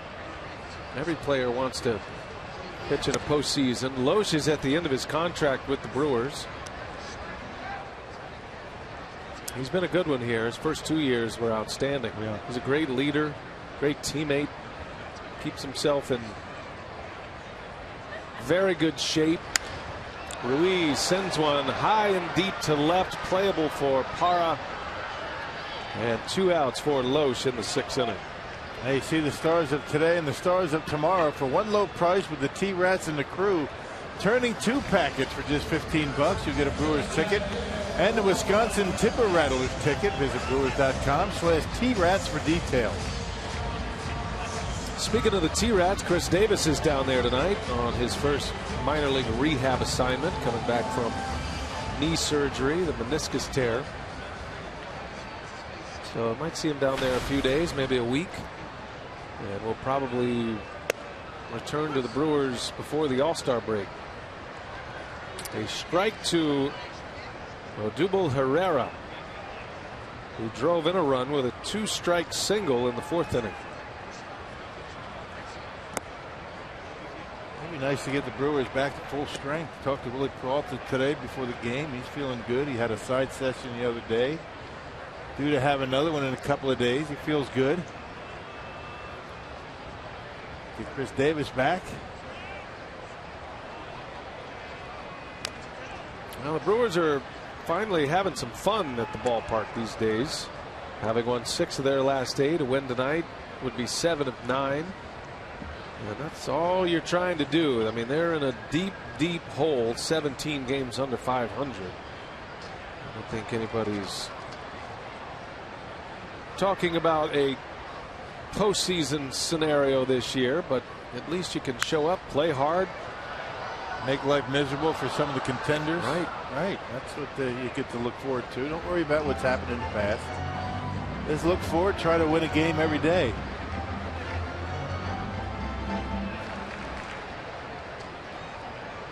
And a number of players that could certainly end up with other teams if the Brewers do decide to do a quick rebuild. That ball's hit hard to right, way back there. Braun on the run, looks up, and it's off the top of the wall. Takes a huge bounce. And into second base with a double is Odubel Herrera. It's his second 2-out hit of the game. He's 2 for 3 tonight. And another 2-strike pitch, a 1-2 count, and Lohse just couldn't get that baseball down. He left it upstairs, and Odubel Herrera able to hammer it. That one right down the middle, a 2-seam fastball that leaked down the heart of the plate. And just does miss a home run by a couple of inches. So Herrera has shown some impressive 2-out hitting tonight, getting his first start of the series. And now Freddie Galvis, who had a 2-out RBI single his last time up.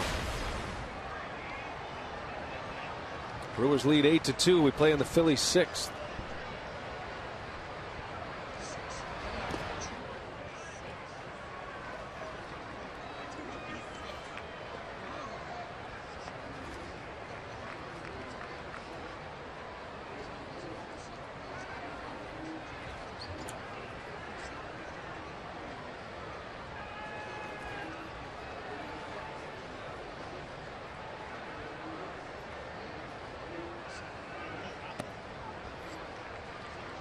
2-0. Loesch falling behind Galvis.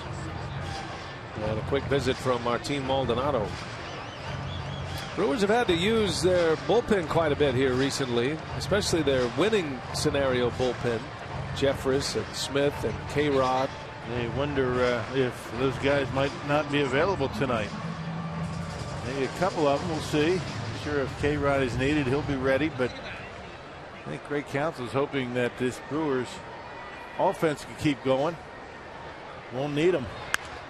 There's a pop-up. Hara will run under it, and all 3 outs of the 6th inning. Fly balls to left. Loesch puts up a 0 in the 6th. We head to the 7th. It's 8-2.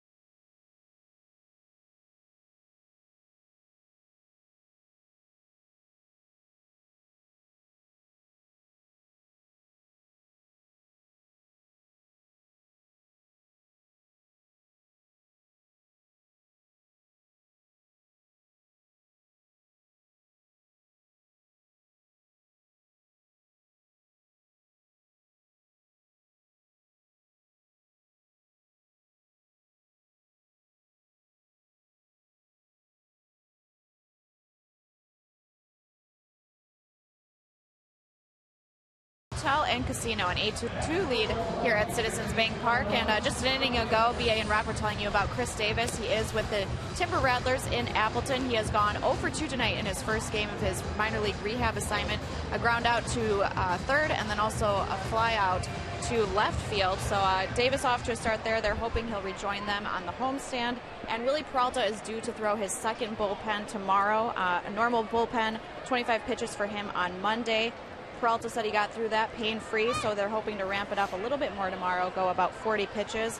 All fastballs and changeups, so Peralta feeling good and just making the progress that they're looking for right now. All right, Sophia, good report. Thank you for that.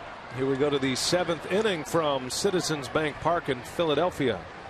And Aramis Ramirez, who is 2 out of 3 tonight, drove in 2 more runs in this game, had a 2 RBI double in the 3rd. 7 ribbies in the series for Ramirez. Now with 35 RBIs for the season. Takes a rip against Diekman. Starts his first full inning of work after coming in for Aaron Harang. Harang's worst start of the year. He goes 5+, 8 earned runs, a career high 14 hits allowed.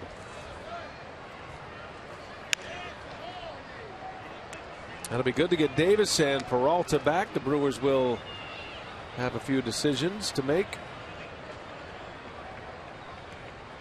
in their outfield situation. As we mentioned the other night, and this is just my opinion, but I can't imagine that Chris Davis wouldn't be playing just about every day when he does come back. The way the Brewers are playing this year, where they are in the standings, you got to find out about Davis and if he's going to be your everyday left fielder moving forward. Yeah, that's a tough decision for Craig Counsell, but I agree. I mean, he's got to play. I mean, he's your future out there in left field, as good as Parr has been. The long-term solution at this point for the Brewers out in left field, it's Chris Davis. One away after the Ramirez strikeout. Here is Hernan Perez now, trying to extend a 9-game hitting streak. And it's a heavy streak. He's hitting .469 during the streak.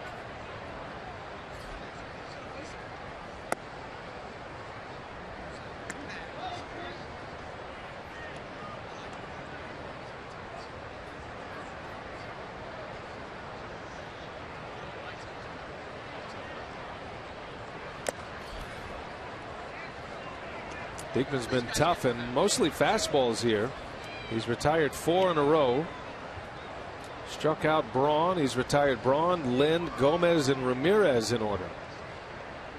And those are the hitters that have done big damage here tonight.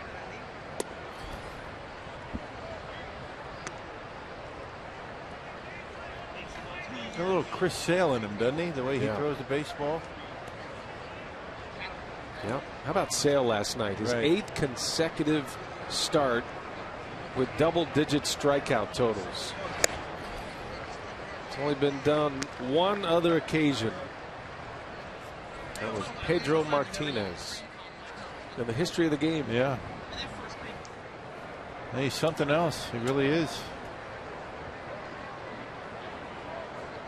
Got that crossfire just like Diekman has. There's another strikeout for him.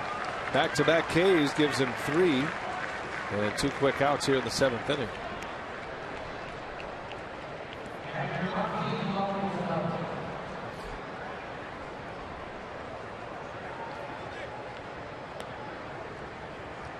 Two gone. Here is Maldonado.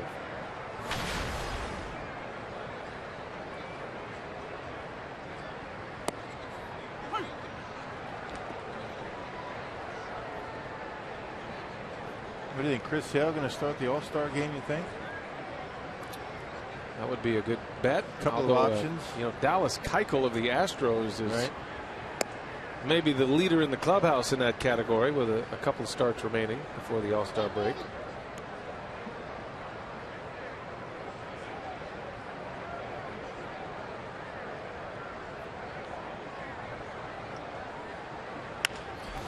Maldonado into left center, a base hit.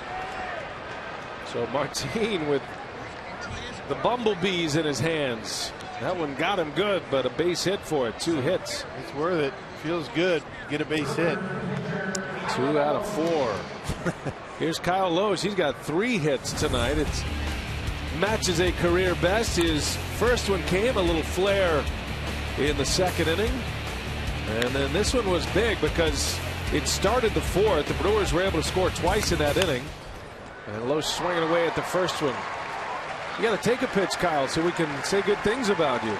First time they've retired him here tonight. Inning over. Stretch time in Philly.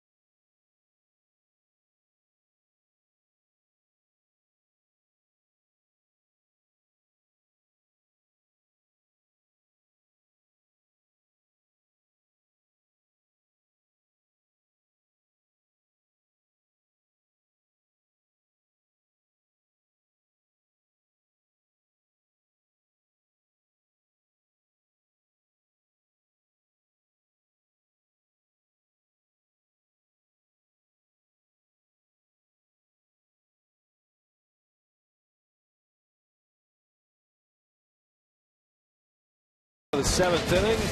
Matt Garza is on the mound tomorrow. Our Miller Lite What's on Tap. We're on the air a half hour earlier tomorrow. Note, 5 o'clock is airtime for Brewers Live.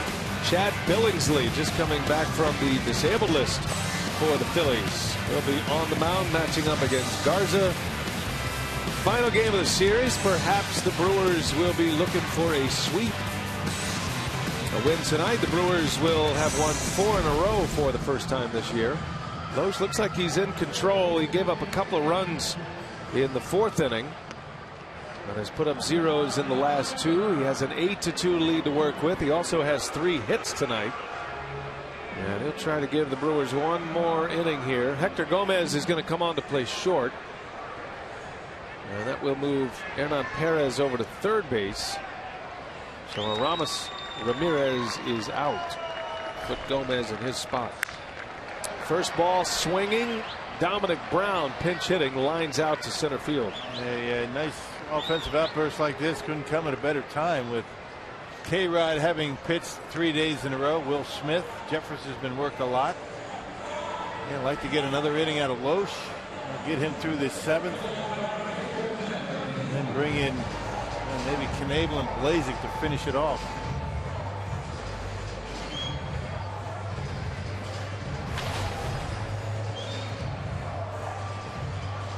Top of the order, Ben Revere with 1 away.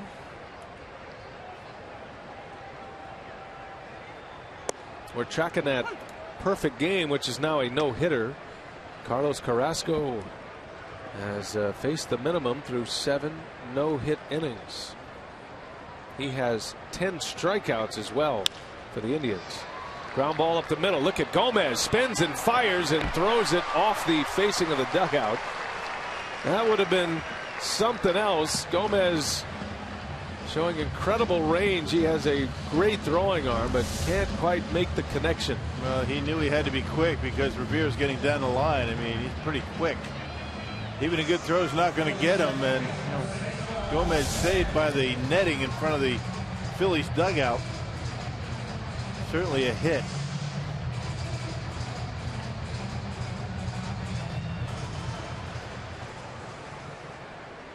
A man on with 1 away for Cesar Hernandez. You got a reading on that right there? On the hat wear? Yeah. I'm pretty sure those were cows. Yeah, but or shorthorns. I can understand if Greg Luzinski's here, but the bull, little bull action, little. Yeah, I mean they're in it together though. That's what you like. You know, one's in, they're both in. They're sitting right next to each other. They're having a great time. Just got to grab the bull by the horns. There you go. That may be a tribute to Anthony Davis, who just signed a big contract with the New Orleans Pelicans today. That is a fair ball just inside the bag. And it's going to go down into the corner, and this will bring a run in. Revere's all the way around to score. Hernandez into third with an RBI triple. It is 8-3 at Milwaukee. How about this hack right here? Emergency hack right off the end of the bat. It hits the chalk line and stays all the way down the line beyond the bag. And by the time Parr picks it up, it's a triple and an RBI. And the Phillies pecking away here in the 7th.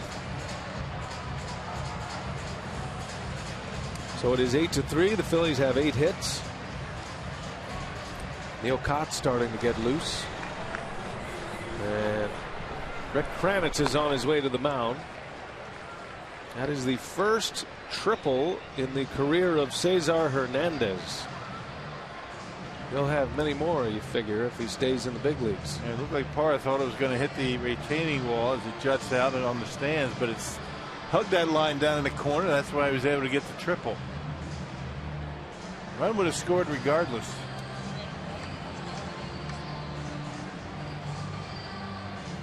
So a long visit here by Kranitz, maybe to give Loesch a breather, if nothing else. Give Kotz a little bit of time to get loose. Ideally, the Brewers would love to get Loesch through this inning, give him 7 complete, and then turn it over to the bullpen for the last 2 innings. That would make Counsell's life easy. Brewers still in control here, 8-3, but Loesch trying to put this inning to bed. Maikel Franco now, who has a walk and a double tonight. This might be Loesch's last hitter. You got Howard and Ashe coming up, 2 lefties. That's why Kotz is getting loose.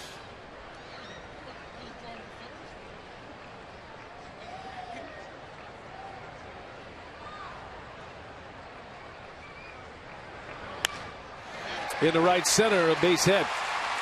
That's going to shoot the gap. Franco on his way to second. Gomez's throw comes in, and in there is Franco. If Hector Gomez can catch that ball, he's got a chance at an out, but it was a tough short hop. Yeah, in between hop, those are tough to handle. Here come the Phillies now. Another man in scoring position on a double. Gotta believe that's got to be it for Loesch.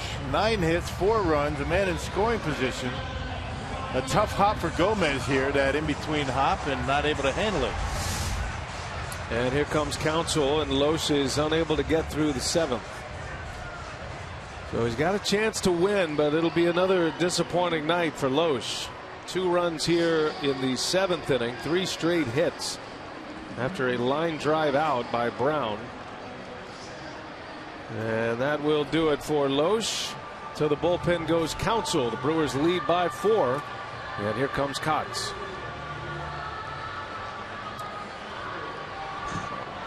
Oh my God.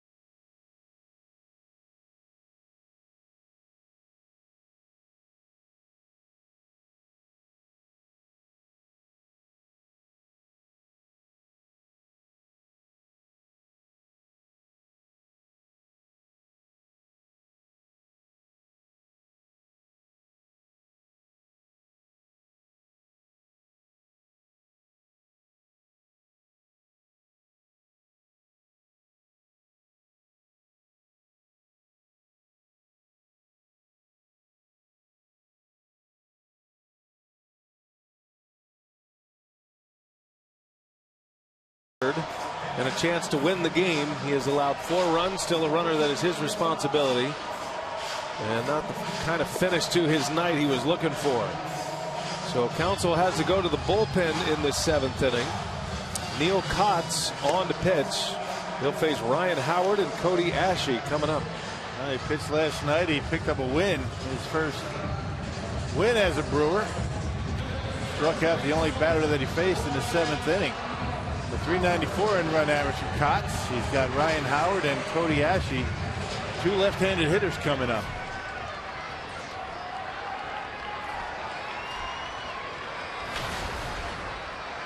Howard's hit the ball hard all 3 trips to the plate. Hit a shot for an out in the 2nd to first base, had a single his 2nd time up, and then hit a missile to right into the glove of Braun in the 5th inning. And Kotz came in the 7th inning and struck out Ryan Howard to end the inning. We're going to do the same here tonight. Runner at 2nd, 1 away. The 0-1 in the air, left field. Parra coming in now. And there is out number 2 for Kotz. That's his big one for him. Retires a home run hitter. That ball was up there, wasn't it? Just missed it. So 2 away. Here comes Cody Ashe now.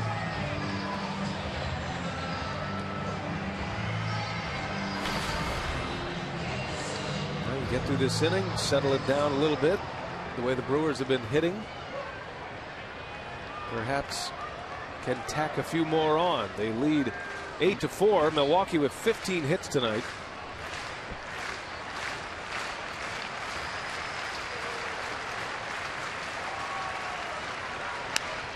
First ball swinging, fly ball left field. Parra had the gap shaded, and there is the final out of the 7th inning. So Kotz comes in, does a good job, gets the 2 lefties, and it's 8-4 Brewers.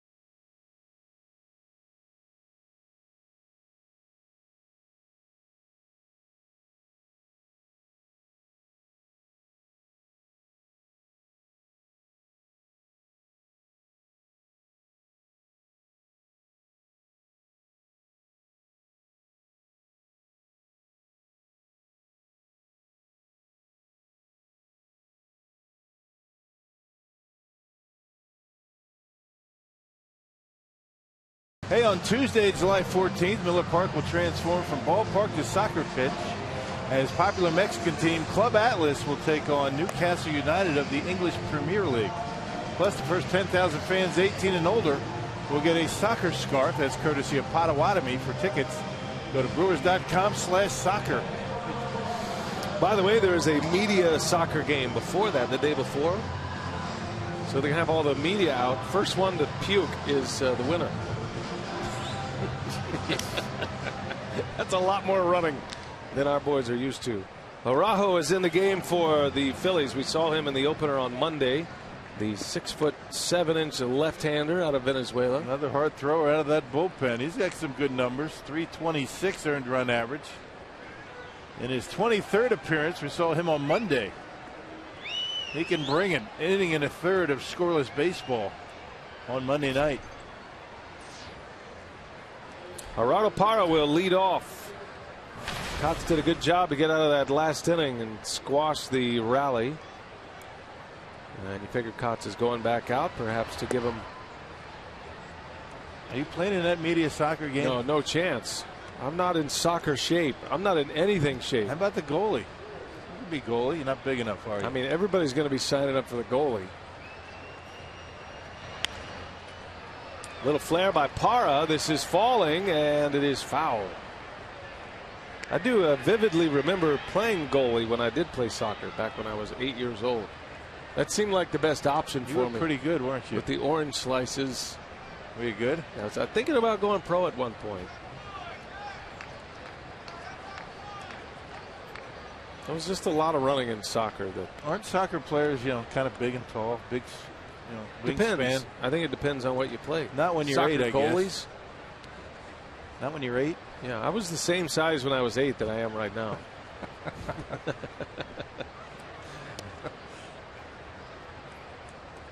No, I was always the run. Don't understand it either because my brother's 6'3". Big strapping athlete, pitching the big leagues. What happened? I don't know. So disappointing. Got to get under those lamps at Miller Park, like Scooter Jeanette. I know, that might work. Maybe it's a little bit late, huh? You're okay now. You don't need to be tall now, do you? No, no. Actually, it works to my advantage with all the travel that's involved. Fit comfortably in those small seats. There's a swing and a miss by Parra. 3-2 the count. You're trying to tell everybody you fly coach? Come on. What are you talking about? No, you know what I'm talking about.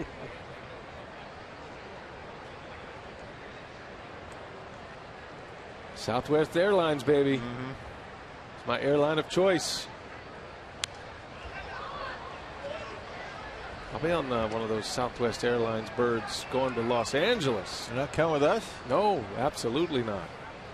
Going on my own a day early. Gonna go. And why would that be? Taking my daughter out to L.A. We're gonna have a little fun. Nice. Do a little Disneyland trip. All in. You're welcome to join us. Ground ball. Howard has it go under his glove and a connection. No, Parra beats him to the bag. Araujo, as we saw the other night, is a very good athlete for a fella that big, but he cannot get there. That could be another error. It should be an error on Ryan Howard, I would think. That went right under his glove. Didn't give him an error on that ball Braun hit early in the game. That was back in the 4th inning. Not quite sure why he charges his ball like this. He just whiffs on it. Maybe he just gave up on it, allowing Hernandez to make the play. They're going to give him a hit. Yeah, Parra's got an infield hit, and the Brewers have 16 hits tonight. That ties a season high. It's the 5th time and the 2nd time in this series. So here is Jeanette with Parra at first base. And he rips one down the line. That's going to get into the corner. And Parra all the way around from first base. He will score. Jeanette's on his way to 3rd. And it'll be an RBI triple for Scooter Jeanette. Oh, lefty versus lefty. Wow. Scooter turns on that one. Araujo can bring it. He rushes it up there pretty good. Scooter Jeanette getting one on the inner half and rips it by Ryan Howard.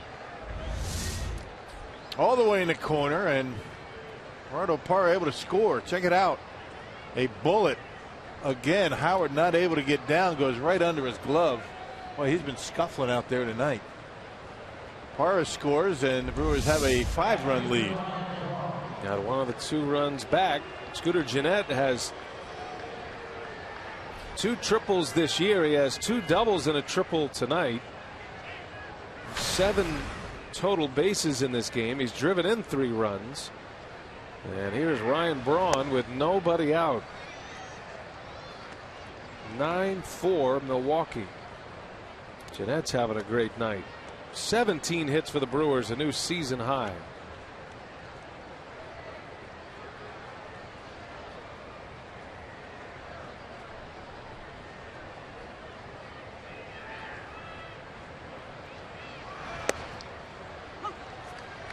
Oh, and 2 the count on Braun.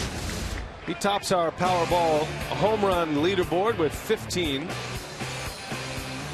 Adam Lind hit his 12th tonight. 2-run homer in the first inning that extended a hitting streak to 10 consecutive games. Braun with a 2 RBI double his last time up. Now you got Parra with 3 hits and a walk. Scooter Gennett has 3 hits. Braun drove in 2 runs with a double. Lind with 2 hits, including a 2-run homer. Gomez has a hit. Ramos Ramirez with a couple of hits. Kyle Loesch had 3 hits tonight. This has been something. As Braun strikes out. First out of the inning. And Braun 1 out of 5 tonight. Yeah, don't forget about Maldonado. His first start since June 20th. He's got a couple of hits.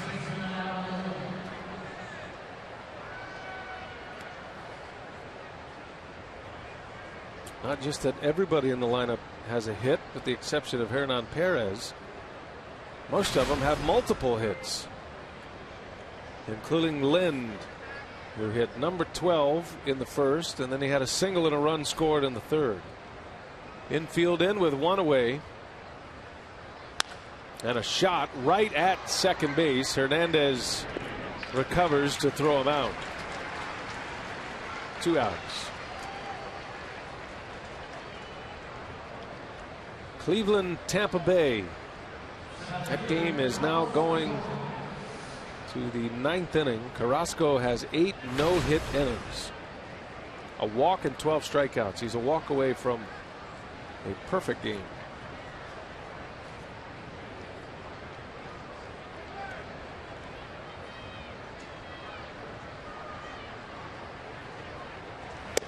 Gomez takes a ball.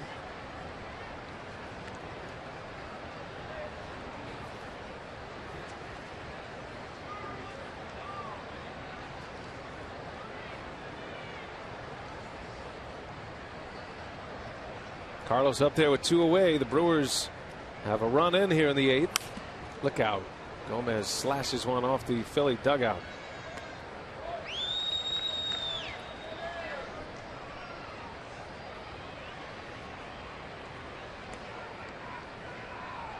Scooter Gennett, what a night. 3 RBIs. Bouncing ball, easy hop for Howard. Fans give him a Philly cheer, and the inning is over. Brewers get another one on the board. Gennett with his 3rd hit, 9-4.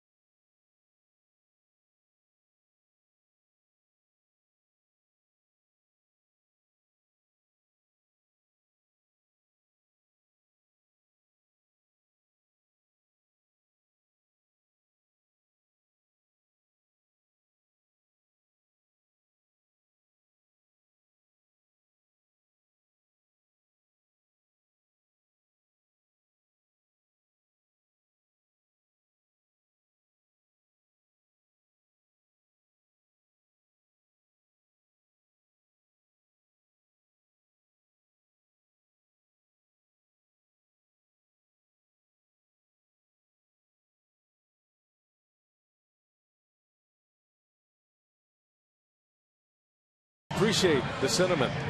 It's a night for the little guys tonight. Operable word there is our eyes. Scooter Gennett with 3 runs batted in on 3 hits. And a guy that's never been considered a runt, Jonathan Broxton, is on the mound for the Brewers here in the bottom of the 8th. Yeah, keep it going, the run thing. They pitched Friday against the Twins, tossed a 3-up, 3-down 9th inning, 30 punch outs in 28 2/3 innings. You see Broxton a .691 earned run average. He needs a good outing here tonight. Carlos Ruiz leads off. We are on no-hitter watch currently. Carlos Carrasco of the Cleveland Indians is pitching in the 9th inning against the Tampa Bay Rays. And the Indians have an 8-0 lead in that game. Chris Heston threw the first no-hitter of the year for the Giants. Max Scherzer almost no-hit the Brewers and then did throw a no-hitter his next time out. Scherzer and Heston so far. Carrasco might add his name to the list. We will let you know. Here's the 0-2, and Ruiz swings and misses. Down he goes on strikes. Velocity for Jonathan Broxton has been pretty good as of late. Fastball's pretty straight. That one up, that was in, and able to get it by Carlos Ruiz. There are days when Broxton's got a good slider. He likes to go to it. Some days he doesn't. That fastball was 95 miles an hour to Ruiz. Dribble Herrera now. He's had a good night. 2 hits. He drove in a run. Had a double his last time up. Very unusual hitting style. And I was trying to remember a player that he reminds me of, and I'm thinking he's got a little bit of Carlos Baerga in him. From the left side, the way he opens up like that. Okay, I don't think Baerga was that spread out in the box, but I'll give it to you. Interesting how he's in on the right foot, like leans in, trigger mechanism. I'll tell you, a guy that spreads out in the box like that, and Soler for the Cubs from the right side does that, almost stretching all the way across the batter's box. Now, Bagwell had a wide stance. He actually stepped back towards his back foot, his right foot, when he swung.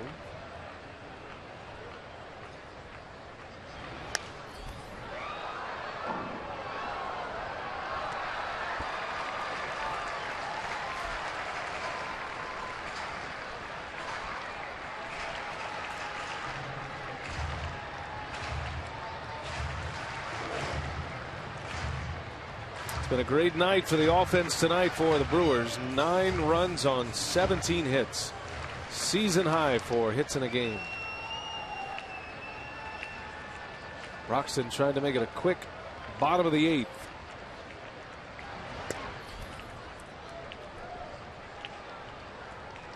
It's good work by Neil Kotz. As the Phillies had scored twice, they had Howard and Ashe coming up. Council made the move. And Kotz able to get through the inning, and the next thing you know, the Brewers score a run, and it feels like it's all under control once again. He's done that back-to-back nights, Neil Kotz. He was the winner yesterday. Picked up his first win as a Brewer. Did he go? He did not, says the third base umpire. Also a good job by the Brewers offense to continue to add on as the game went on. 6 runs in the first 4 innings. 2 in the 6th, 2 in the 8th, and they've got a 5-run lead. Those add-on runs, very important. Those are the 2 guys responsible for the hitting, Darnell Coles and John Shelby. And good reason to be all smiles in this series. A swing and a miss. Broxton with another strikeout. That's a slider that time. Well, that came in at 90 miles an hour. He threw a good one. That's exactly where you want it. Down and in. Right under the bat of that left-handed hitter. No chance. And you see stuff like this from Broxton, and you see closer once again. He's just been inconsistent this year, but there's no doubt about his stuff. Hard thrower. Not many that can throw a slider at 90 miles an hour. 2 outs. And Freddie Galvis.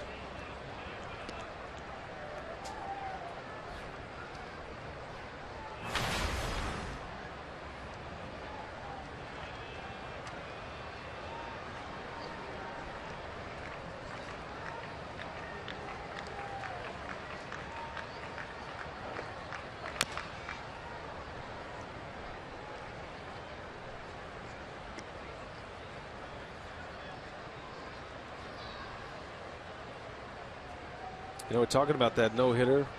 Carrasco with the Indians. He's got 1 out in the 9th. Today was the day, this date in baseball history, Andy Hawkins threw a no-hitter but lost 4-0 to the White Sox. It's hard to do. Here's a 1-1 and a tapper foul. Galvis in a hole now, a ball and 2 strikes. Andy Hawkins now the bullpen coach of the Rangers, working with Mike Maddox. Throw a no-hitter and lose. Yeah, hang with him. Ouch.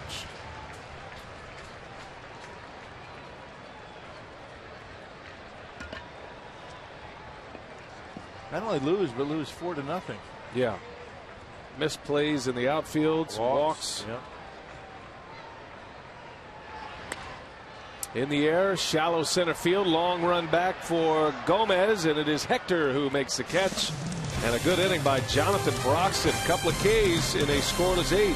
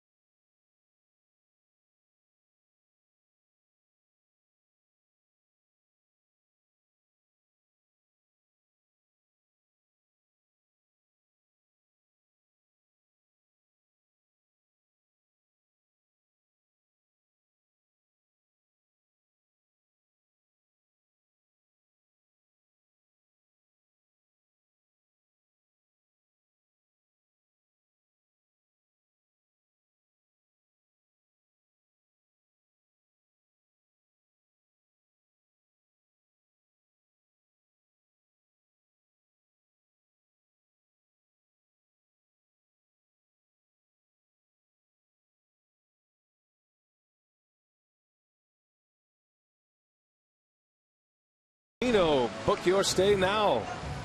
We're headed to the 9th. The Brewers lead at 9-4. We're on a no-hitter watch in St. Petersburg, Florida, Tropicana Field. The Indians' Carlos Carrasco is an out away from pitching a no-hitter, the 3rd of the season. So we got our eyes on a couple of games here tonight. The Brewers with 9 runs on 17 hits. John Mark Gomez is on to pitch for Philadelphia. Yeah, once again, he also pitched in that doubleheader against the Nationals. 2/3 scoreless, gave up a hit, a strikeout. You see his numbers have been very good this year. 34th appearance, a 166 earned run average, and has not allowed a home run.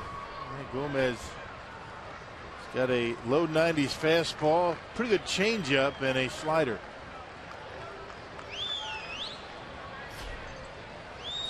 Hector Gomez will lead off.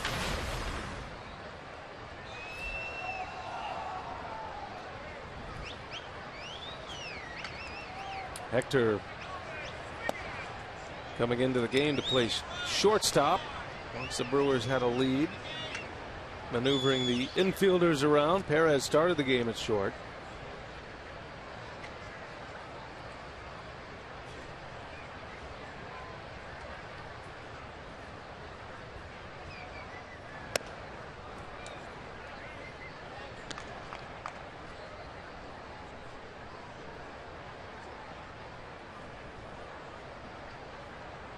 Now the no-hitter is lost for Carlos Carrasco. He had a no-hitter with 2 outs in the 9th inning and a single by the Rays' Joey Butler. Man, we've had a lot of close calls for no-hitters this year. That was a clean single, line drive into the gap. So no-hitter tonight for Carlos Carrasco of the Indians. Joey Butler on the 124th pitch of the game. Breaks it up. Good effort. So interesting that the Indians, in the first 3 games of that series, took no-hitters, actually had perfect games through the first 5 innings of 3 consecutive games. Man. And our friends at Elias reporting that before tonight, no team in the expansion era, so that's going back to 61, had a perfect game through 5 innings in 3 straight games. All of them broken up. This one with 2 outs in the 9th. Hector Gomez, a little soft liner to short, and there is out number 1.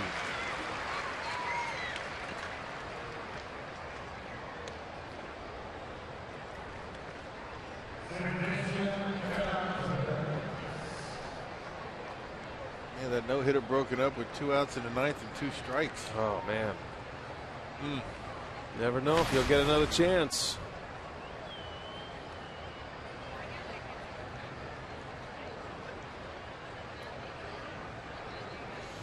Here's Hernan Perez, and he hits one deep into center field.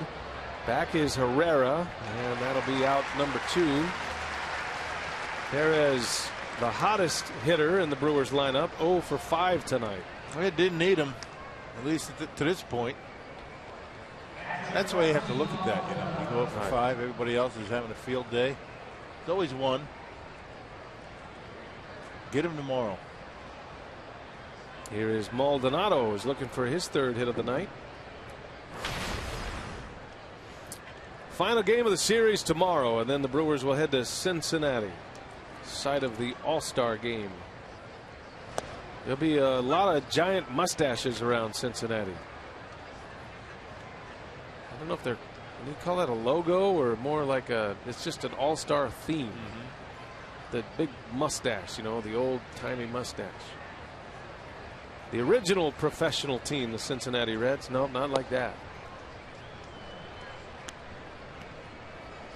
Rock, I think maybe over the next few days you could try to grow an old-timey mustache. While we're in Cincinnati, celebrate our time there. You're off to a good start. I will if you will. I can't grow one like you can now. It'll just look like dirt. Mine will be all white. That's okay. You're a distinguished gentleman. Put your bow tie on.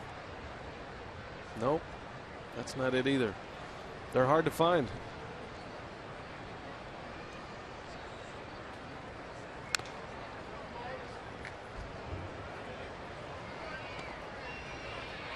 John Axford used to sport one of those late 1800s mustaches. Talking about the Raleigh Fingers mustache. Well, they're not necessarily. I mean, that's almost there, but it's full like that. But then it's not a complete handlebar. It's just a little turn up at the end. I get you, but not all the way up and around. Why don't we wait till Friday? Okay.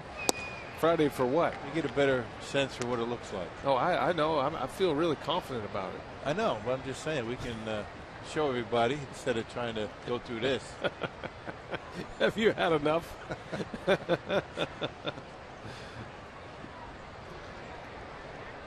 And get a picture of it. As Maldonado strikes out to end the inning. 3 up, 3 down. We head to the bottom of the 9th.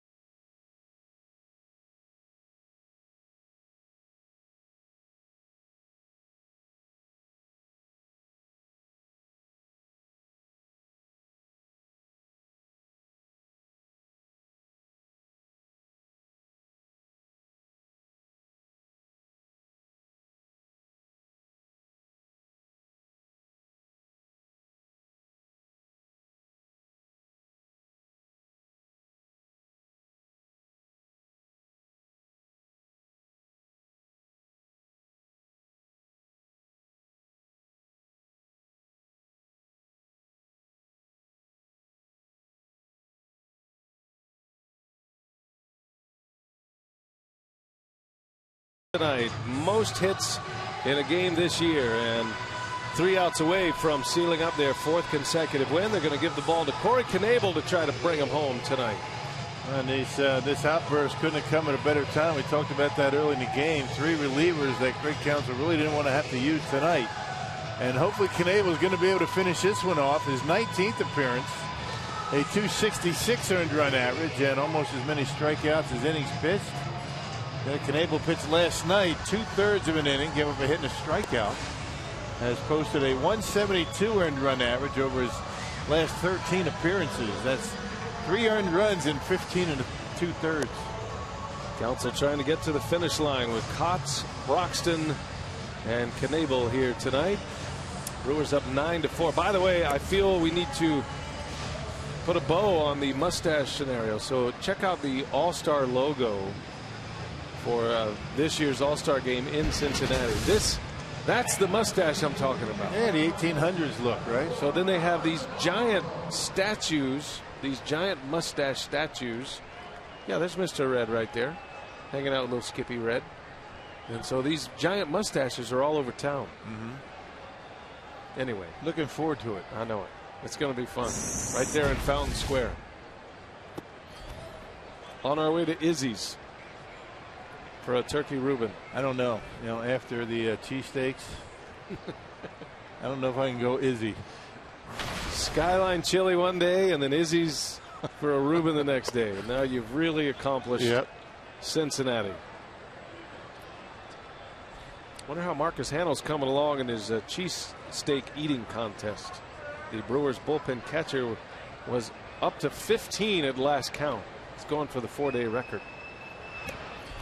I think he told me today 20. 20?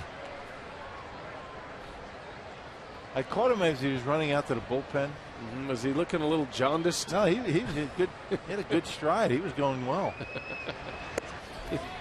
There's a strike to Andres Blanco, who's pinch hitting here of the night.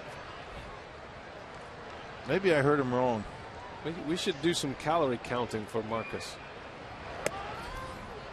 And Knebel issues a walk to start this 9th inning. Now Knebel knows you just don't want to let him up for air. The Phillies have had a rough go of it this year, coming off an 8-19 record in June, 27-52 overall. And not the way to impress your manager, going out there in a 5-run lead in the 9th. And falling behind 3-0, end up walking a guy. Kyle Loesch tonight giving up 4 earned runs, 6 1/3 in his start. He's in line for the win, given back-to-back wins. There's a strike. Looks like Frankie Rodriguez getting loose in the bullpen, which would be 4 consecutive days. And you don't want that. You don't have to use Frankie tonight.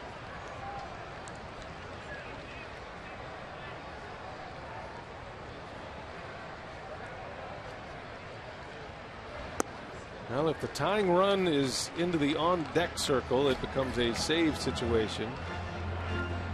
And 3 base runners. It is interesting that Frankie is throwing in the bullpen right now.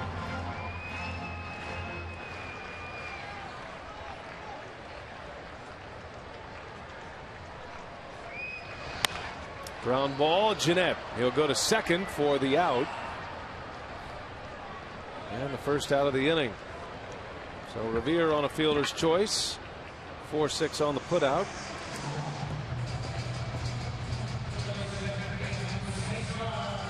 Been a good night for Scooter Jeanette. He did commit the error in the 5th inning, but he immediately atoned for it with a beautiful catch and tag on a stolen base attempt in the 5th inning. And he's had 3 hits, including a couple of doubles. Big bouncer. Hector steps on the bag, and the throw to first is late. Well, that was a good play by Hector Gomez. Tough to double up Hernandez. 2 outs. If anybody could do it on a ball like that, it's Gomez with that big arm that he has.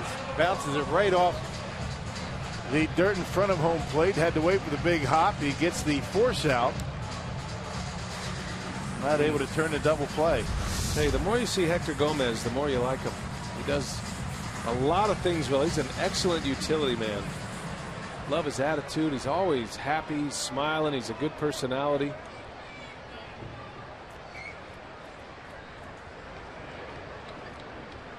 Two outs. Here is Franco. One thing I've noticed about Hector Gomez since he's been with the Brewers here is he's typically the first guy here. He's usually the first guy out for a stretch before batting practice. I mean, he just loves being a big leaguer. Does not take 1 minute in the big leagues for granted. There goes the runner, and a swing and a foul, and it's a ball and a strike. Yeah, it brings a lot of energy to the ballpark every single day, whether he's in the lineup or not. Big kid, terrific throwing arm, good range. Question is he going to be able to hit enough to stay in the major leagues?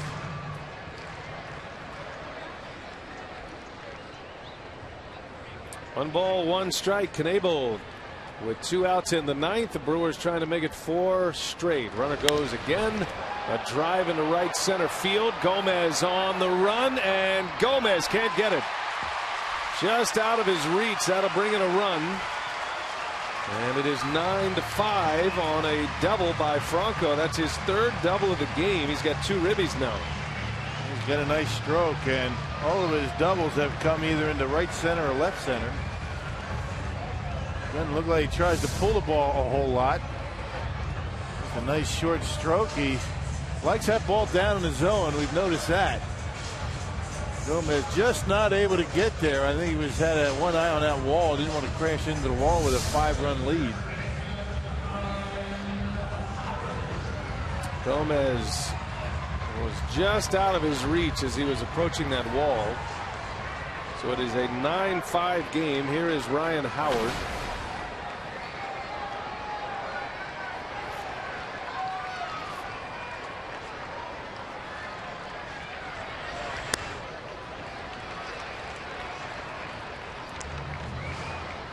Now the base runner turns into a save situation. It's one thing to get Francisco Rodriguez loose. It's another thing to bring him into a game. I would love to be able to give him a day off. Liner to center. This will do it. Gomez is there. And the ball game is over. The Brewers beat the Phillies again. 9-5 the final score. Milwaukee has now won 6 consecutive games at Citizens Bank Park. They've won 8 of their last 9. And for the first time this year, the Brewers have won 4 straight. Kyle Lohse, the winner, goes to 5-9. He beats Aaron Harang, who has now lost 8 consecutive games. The Brewers win it. Big offensive night with 17 hits. Brewers Live coming your way next. Let's check in with Jeff Grayson. He's in our Fox Sports Wisconsin studios.